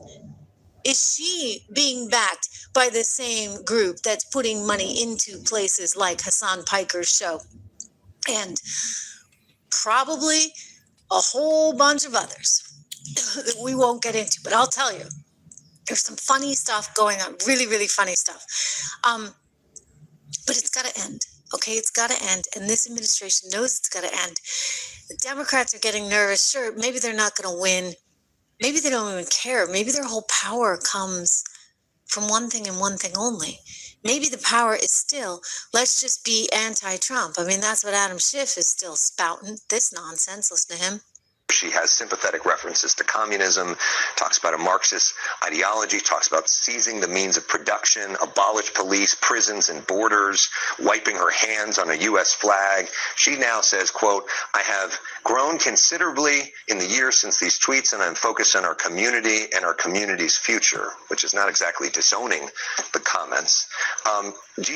What do you make of these comments and the fact that this is a growing brand of the Democratic Party? Well, I wouldn't say that those comments are reflective of a growing brand in the party. I understand that she's advocated closing all prisons, defunding police departments, opening borders. None of those views are within the mainstream of the Democratic Party. Now, what went on in her... She's probably going to be a member of Congress, though. She will, at this point, having won the primary, probably be a member of Congress. That doesn't mean that she's reflective of the whole party. You also saw some very centrist wins in primaries. We had a centrist win in Iowa in the primary. We had centrist win in the governor's races in New Jersey and Virginia.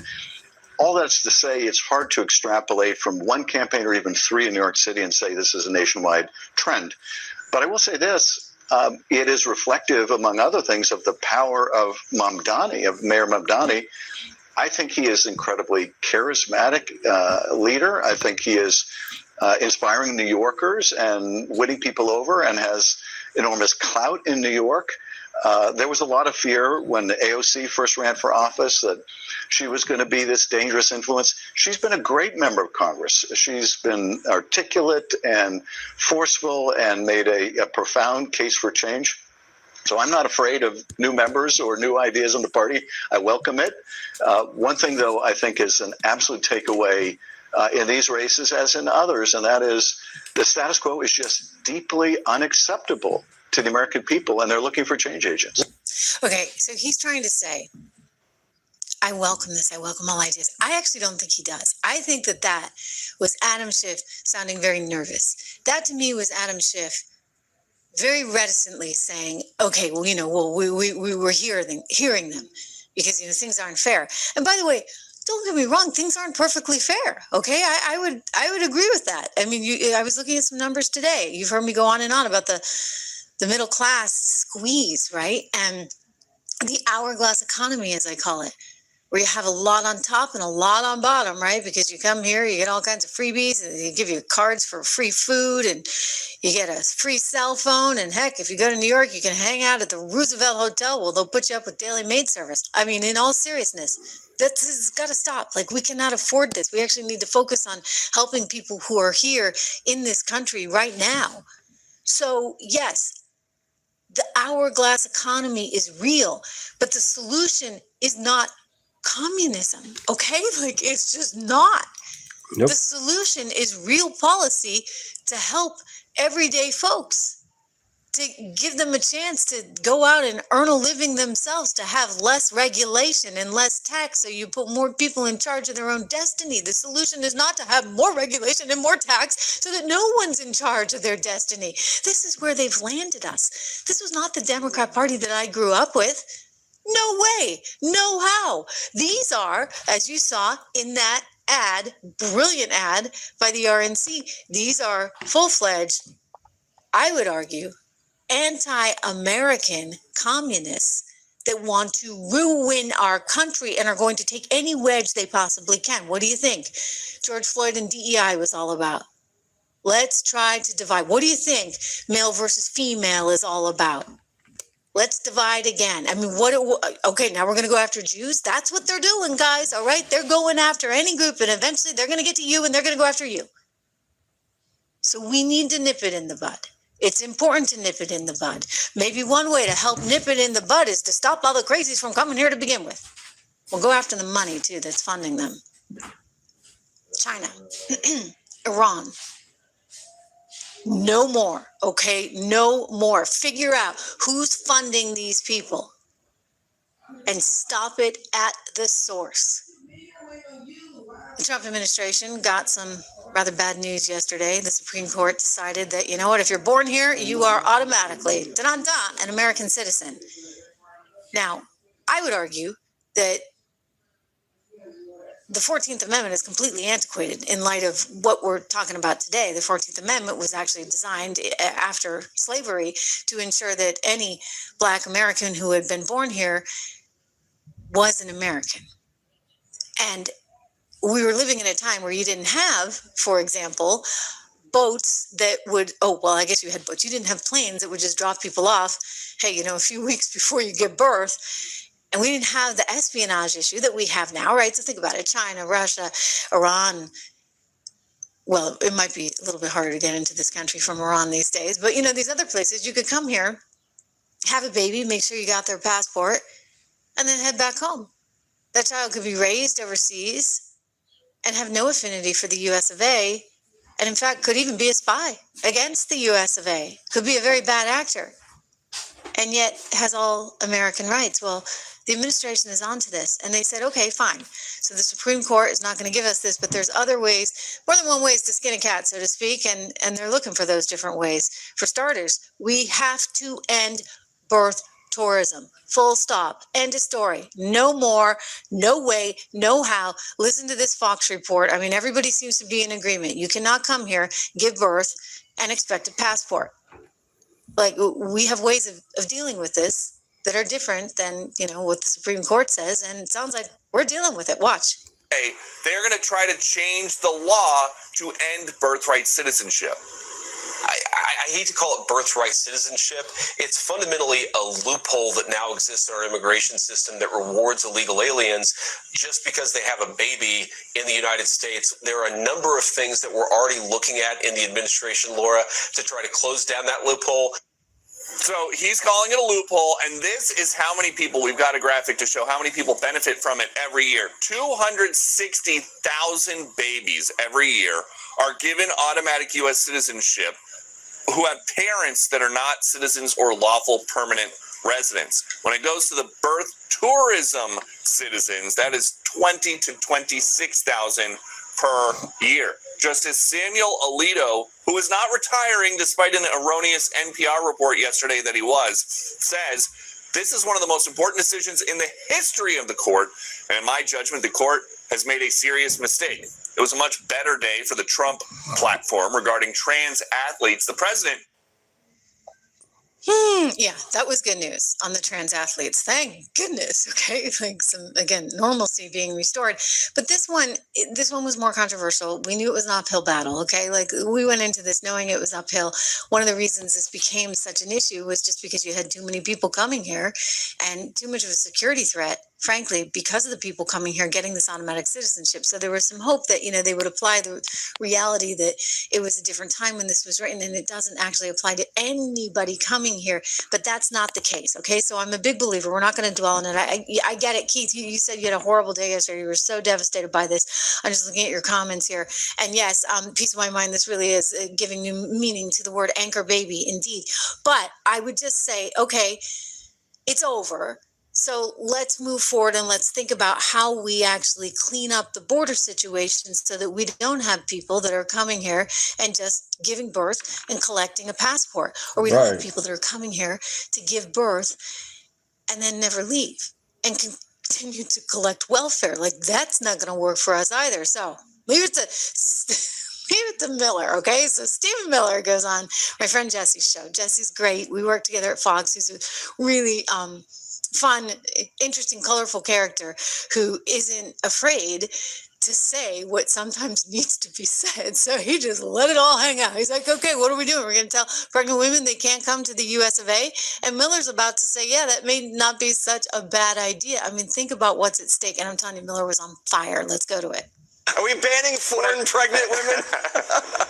Well, what I'm saying, Jesse, is that you have to now think very carefully about who you let into your country, even on a temporary basis, because the possibility, as you said, for birth tourism, right? The idea that people come here just to have babies on American soil, and that baby gets to be a citizen for life. So you have mothers that come in fully pregnant, have a baby, go home, and again, that baby gets Medicaid, and that baby gets welfare, and that baby gets cash assistance, and can send, leave the baby with, a cousin, a relative, whatever, and then just send welfare checks back home. You can support a whole family in the third world. So yes, you can't have the kinds of immigration programs other countries have when you can just have a baby here, and now that child is an American citizen. So there's a lot of things we're going to have to take a hard look at, Jesse. Yeah, they can even get Trump accounts. Yeah. Well, don't let them have the Trump accounts, okay? We got to save those for real Americans. Amazing. A lot of these people probably wouldn't even want them, right? Because it has Trump's name on them. Well, then again, it's free stuff, right? And they're taking free stuff from anyone they can take free stuff from. This has to change, though. And I know we can laugh about it, and we can joke about it. Well, how do you do that, right? Well, I think for starters, you've got to shut down birth tourism. This is time to get serious. Very, very serious. And Tom Homan, he saw that verdict as well yesterday. He's a serious person, a very serious man who has devoted his entire career to making sure that we enforce borders. Okay, Congress writes the law. It is the executive branch's job to enforce it. And so you have DHS there for a reason. Let's let Homan explain what comes next. No more birth tourism in the United States of America. Exactly right. I mean, the first thing I saw the decision, which I don't agree with, is okay, now we step up enforcement. We step up more enforcement, even though we're doing record amounts of enforcement now. We need to do more. And not only that, we need to, really buckle down on birth tourism. We have many investigations on birth tourism, but we need to quadruple down on that. And look, I agree with Judge Alito. First of all, I've been doing this since 1984. That's when I started in Border Patrol. Damn. This birthright citizenship has always been a major driver for illegal migration. During the Biden administration, the Yuma Hospital, the El Paso Hospital, 100% maternity beds were illegal aliens. That's not a coincidence. That's not by accident. But it's always been a drive for illegal migration. But more importantly, it's a national security issue because the birth tours investigation I'm aware of, you got nationals from China and Russia coming here by the thousands, having a baby and leaving. Now, so we have U.S. citizens by the thousands, and this continued by the millions living in countries that I think are adversaries to us that can come here and have an impact on how this country is run. So it's a national security issue, a huge proportion that we need to address, and I hope Congress does it. At the broadest and most shallow level, I bring up the World Cup, Tom, but the point really is, do you have a citizenry that is loyal to the country, that actually values and prioritizes the United States of America? And I would argue you have to have a citizenry that believes that. And right now, we have a citizenry that doesn't necessarily believe that believes that their way is better. I mean, apparently they got it figured out in Somalia. Actually, I think they have voter ID in Somalia. Okay, so maybe they do a few things better. But the point just being, sure, you can come here and want to make this country a better place. I don't dispute that But I'm not so sure they want to make it a better place. I think they want to make it much more like the communist, you-know-what holes that they come from. And when I look collectively at all of these socialist commies, from Mamdani to his backup singers, I can never remember nor pronounce their names, so we're just going to go with backup singers. There's 3 of them in New York. That's all you need to know, okay? Mamdani and the backup singers. Then you got AOC and Presley with no hair in Massachusetts. Who else? Rashida Tlaib, who just loves Palestine so much she really ought to move back there. I mean, all of these people seem to have one thing in common. They just hate America. Now, why can't you love America and want to make America better? Right? What's wrong with that? No, you have to hate America. And then they teach young people to hate America because Donald Trump is running the show. Have you noticed, like, anybody think it's weird? Here we are at 250 years and I mean, I was I don't have any kind of conscious memory, except I think maybe I was twirling a baton in the bicentennial when I was like really little. Anyway, I don't have that much of a memory, but my husband is a couple years older than me, 4 years older than me. And he, I gotta get that in there. I'm sure he wouldn't appreciate it. But anyway, he had said to me, gee, I remember as a little kid, like it was a big deal. Like the whole town was decked out in flags and we were having fireworks every night. And I don't see that. Maybe it's because I live in the Northeast, right? Maybe that's more going on down south, but I'm disappointed in that. And I think that I'm living in the Northeast, right? There's a sense of pessimism and hate for America right now and shame that is so foreign to me. And I think dangerous to our culture and our country. Yes, it is dangerous, man. And is it because we've allowed bad agents and bad actors to come in from all kinds of places and effectively hijack our country? Yeah. Ask yourself that. And appreciate the fact that the DOJ got up there today and said they are determined. Todd Blanche says we're ending birth tourism. You're going to have to take a pregnancy test before you come to the United States of America. From a Department of Justice standpoint, it's obviously focusing our prosecutors and our law enforcement partners on birthing tourism, and it's a booming industry, and it will continue. It will continue given the Supreme Court's decision yesterday.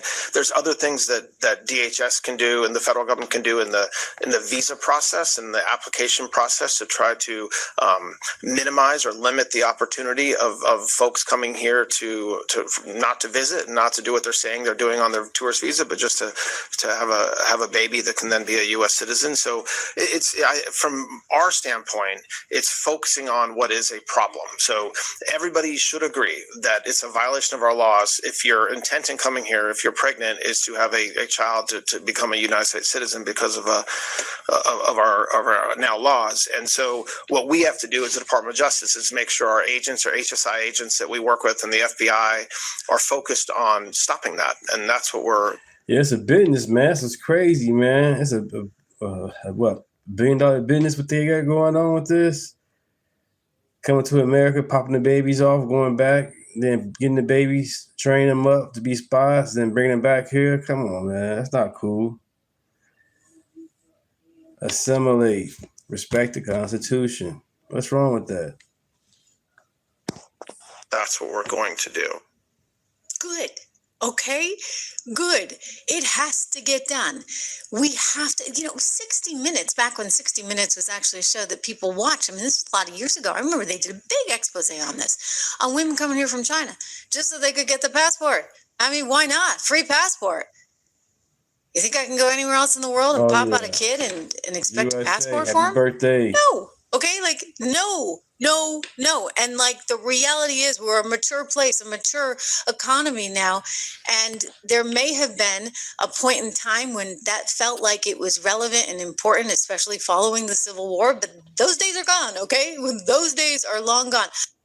I'm going to go ahead and call it right now. You can bookmark this video. I truly believe, and you will too, I think, after watching this, that this will be Trump's next successor for the America First Party, taking our country into the future, because this is the greatest, most powerful retort rebuttal answer to the communist Bolsheviks led by Mamdani trying to destroy our country. His wife, on our 250th birthday, went to an Islamic retreat in the Middle East, an Islamic retreat paid by us, American citizens, on our dime. Can you believe it? On our 250th birthday. Y'all.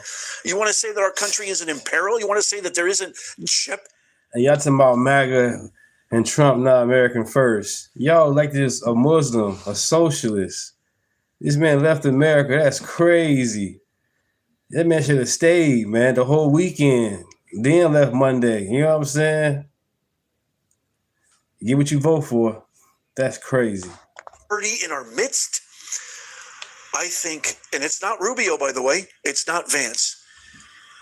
This video is going to blow your minds. I've also got this. President Trump issuing a chilling statement, fact, of the amount of Americans who've been shot since the Iran conflict started. And it's not what you think, but come on back for that. And then the Pelosi's, good old pushing up daisies Nancy. The Pelosi's are in trouble with the law. But first, I have to say this. I want to thank everyone who was at our most epic live stream giveaway that we've ever conducted on this channel. We gave away over 1,000, maybe 1,500, close to $2,000 in giveaways, cards, cash, prizes, merch, hats, hoodies, mugs, you name it. And that just more grandiose than ever. Okay, without further ado, forget Los Angeles, forget California. I want you to watch this video. Thank you, Drink. Appreciate you, man. Pratt. And then come on back. Thank you, Drink. To sit and watch that vile commie mayor sit on the wrong side of our founding fathers' desk to try and lecture us about our own history. Notice how the communist always attacks your history. The communist must attack your history. Why? Because history is what anchors you. It's what makes us attached to something. Nostalgia is a hell of a drug. History breeds an almost irrational attachment to things, an attachment that is more powerful than anyone can imagine. Erasing history is how you demoralize people, how you unmoor them and detach them from their society so you can take it from them and rewrite it in your image. Think of your country like a home. What makes your home special? It's not the marble countertops or the expensive furniture or the fancy appliances. It's the memories you have there. That backyard is where we got married. That living room rug is where our son took his first step. Hey, don't touch that. That was his first teddy bear. It doesn't matter how torn and tattered that thing is. You will never get rid of it. And you will fight anyone who tries to take it away. Why? Because you have history with it. You ever buy a new home? Remember those first few months? Even the first few years there, it doesn't feel like home. It could be 1,000,000 times nicer than the crappy apartment you came from, but it doesn't feel like home for a long time because you don't have history there. It's easy to knock down some walls, change the floor plan. If you have no memories to attach you to it, it's just wood and drywall. Who cares? Get rid of it. Memories make it a home, even the bad ones. Hey, remember when Dad hit his head on the rafter in the attic and we spent all night in the ER? That's the avocado tree I fell out of and broke my first bone. Isn't it weird how even the bad memories make us cherish a place? It's not like we long for those bad times, but bad times are part of what makes us stronger, a part of what makes us who we are. How can you resent those memories without fundamentally resenting who you are? History is so important to humans that even bad memories anchor us to our home. And that's what the communist always starts with, the bad memories. Oh, we can get rid of that little story. We can knock down that statue. We can change the name of that street. That's a bad memory from our history. You don't want that memory hanging around. You're not a bigot, right? And slowly but surely, this wall comes down. Then that wall gets sledgehammered. The rafter where Dad hit his head, that's gone. The rug where your son took his first step, that's gone.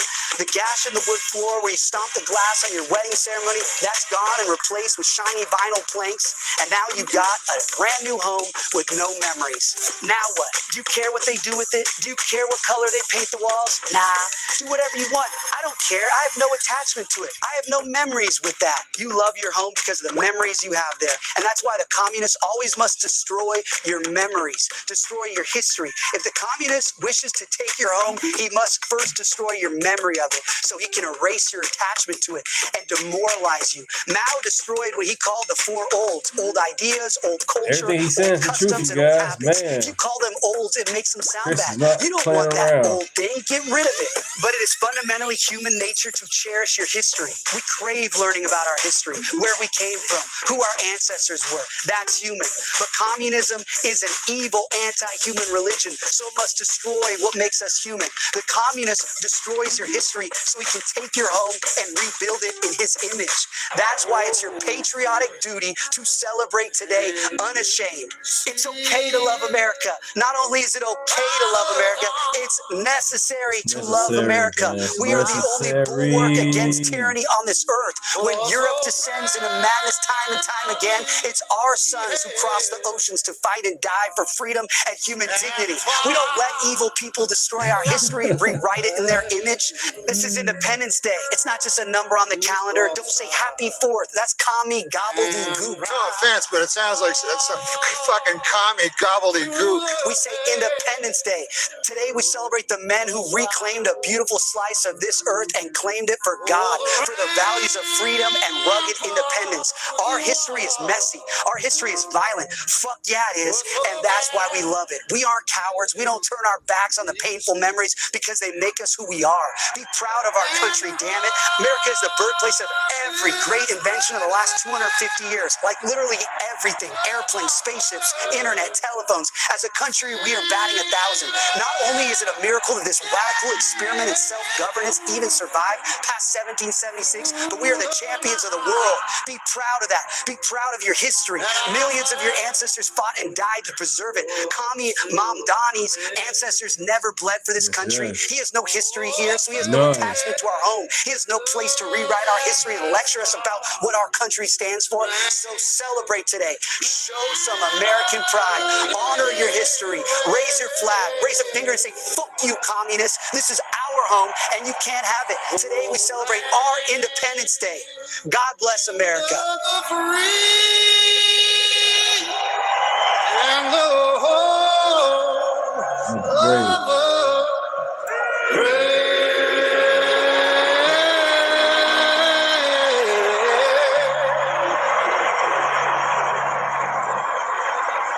Wow.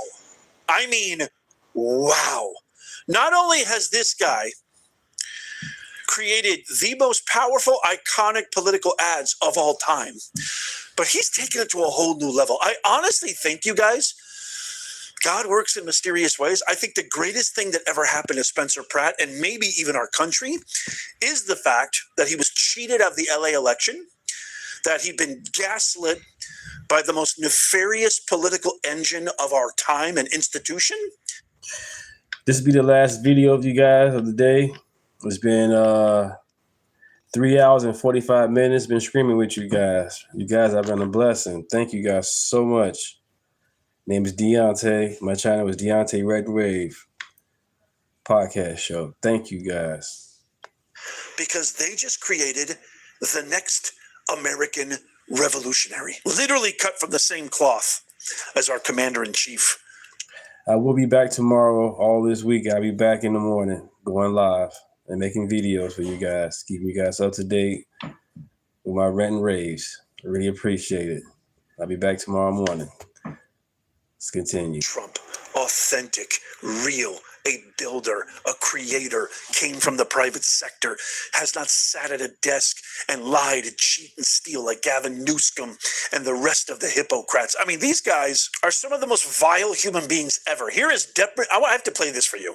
Here is Democratic Representative Adalita Grijalva, who vows, this is so repulsive, to investigate America 250 for involving Christianity?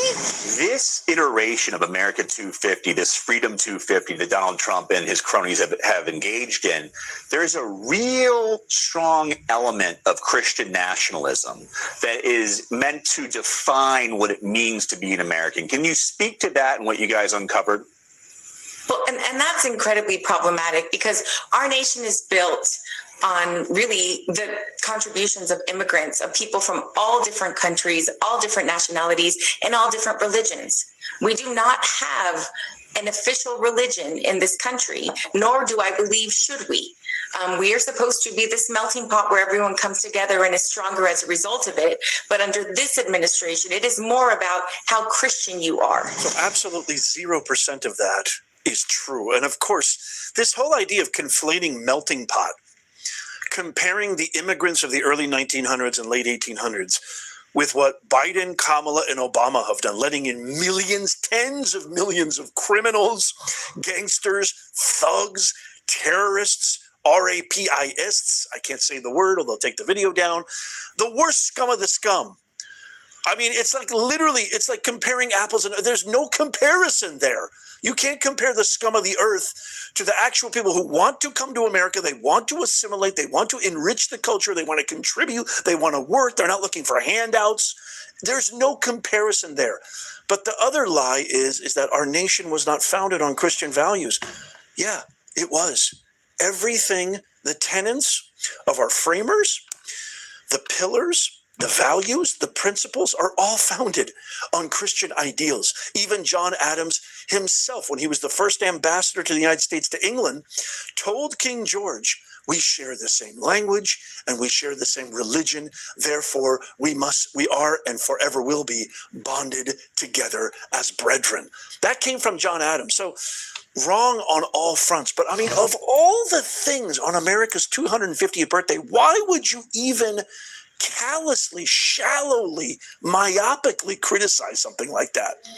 Why would you? Nobody's saying you can't be this or that, but we're celebrating our Christian faith on the 250th birthday of our nation, which was completely founded on all of these principles. What's the matter with you? It's completely nuts. Speaking of completely nuts, President Trump posted this today. Over 273 Americans have been shot since the war in Iran began. In Chicago. That's right. 273 Americans have been shot in Chicago since the Iran war began. Not in Iran, not American soldiers, Americans here in our interior, in one of the greatest cities that's being ruined by Mayor Brandon Johnson and Governor J.B. Pretzel, and one in particular whose lives should have never ended was the great Sheridan Gorman, who was unceremoniously taken from us, untimely taken from us, for doing what? For walking down the street, being an American citizen, a college student, and by an illegal criminal alien that could have been prevented. 1,010%, her life should still be here. She should still be here with her parents, with her family, attending Chicago Loyola Marymount University. But she's not. Why? Because of you, Democrats. Shame on you. Very powerful statement from our president. Has there ever been any rally or protest or celebration or comment from any Democrat on poor innocent citizens like Sheridan Gorman, Laken Riley, Jocelyn Nungaray, Patty Moran, and so many thousands more? Nope. But they're fast to celebrate people who defy the law, break the law, criminal felons, try to attack law enforcement officers, and the people who are here illegally. They'll fight for them tooth and nail. Is it starting to make sense now, America? I think it is. Okay, our last story. Powerful post from Trump. Right, illegals fighting for illegals. That's the bullshit. You know what I'm saying? That's crazy how they elect people that don't love America to stay in power, these Democrats. They went so fucking far left. That's insane, man. And the black and brown people, some of you guys, y'all still stuck, man. Y'all still stuck listening to this rap music, killing each other with this rap music, glorifying it like it's okay. No. We don't need this rap music. We need the music that we had back in the day about unity. You know what I'm saying? Less chaos in our music. All this music we listen to now is nothing but chaos. And that's the problem, too. The Pelosi's in trouble with the law. Check this out. Friday, around 2:30 in the afternoon, Napa County Sheriff's deputies responded to a 911 call reporting a hit-and-run crash. Investigators say the driver was 86-year-old Paul Pelosi, the husband of former House Speaker Nancy Pelosi. Deputies say Paul Pelosi struck a legally parked vehicle, left the scene, and was found about a quarter mile after his own car became disabled. The investigation determined no alcohol was detected upon screening, therefore a DUI was ruled out. On Saturday, Cron 4 spoke with the owner of the damaged vehicle, who confirmed it was this black Tesla shown here. They did not want to appear on camera, but did say their main focus is getting the car repaired as soon as possible. The owner says the Tesla remains at the scene, with debris still scattered on the ground because their insurance company is unable to inspect the damage over the 4th of July holiday weekend. It's unfortunate that she just didn't park in the driveway that yesterday. Cron 4 also spoke with a neighbor of the Tesla owner who did not want to be identified. They say they hope this unfortunate incident becomes a lesson for drivers everywhere to pay attention on the road. It's a residential area and it does have some fast traffic at times, and we do need to slow down, even though we have all these little cautions and bike lanes and everything to keep our pedestrians and bicyclists safe. It's still dangerous. So do slow down. Because no one was injured, Paul Pelosi was not arrested at the scene. The incident comes nearly 4 years after Paul Pelosi pleaded guilty to a misdemeanor DUI in Napa County. In 2022, he was sentenced to jail, placed on probation, ordered to attend a drinking driver program, and required to install an ignition interlock device in his vehicle. Oh, Nancy, what is wrong with you people? I mean, what is wrong? The only reason that this became a story is because his vehicle became disabled. If he would have gotten away with it, we would have never heard about it. Just like if Elon Musk hadn't have bought Twitter back in 2022, I don't even know if any of this would exist, any of this free speech would exist, because it's literally the only last bastion of free speech left in our country. The fake news propaganda, they're trying to shut down X. Everybody.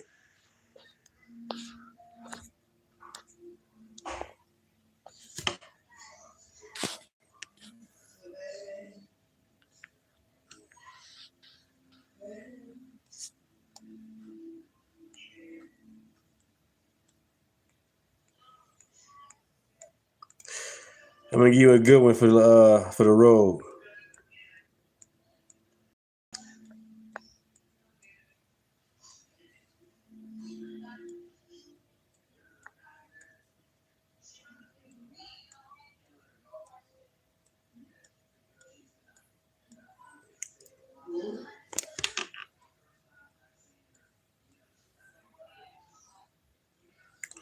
There's a lot. Stay with me.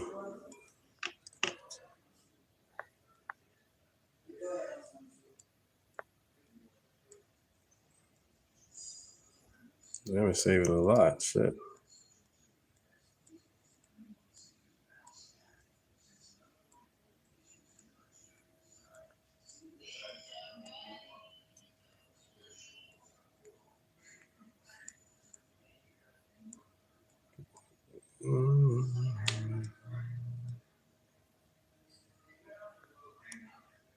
Something.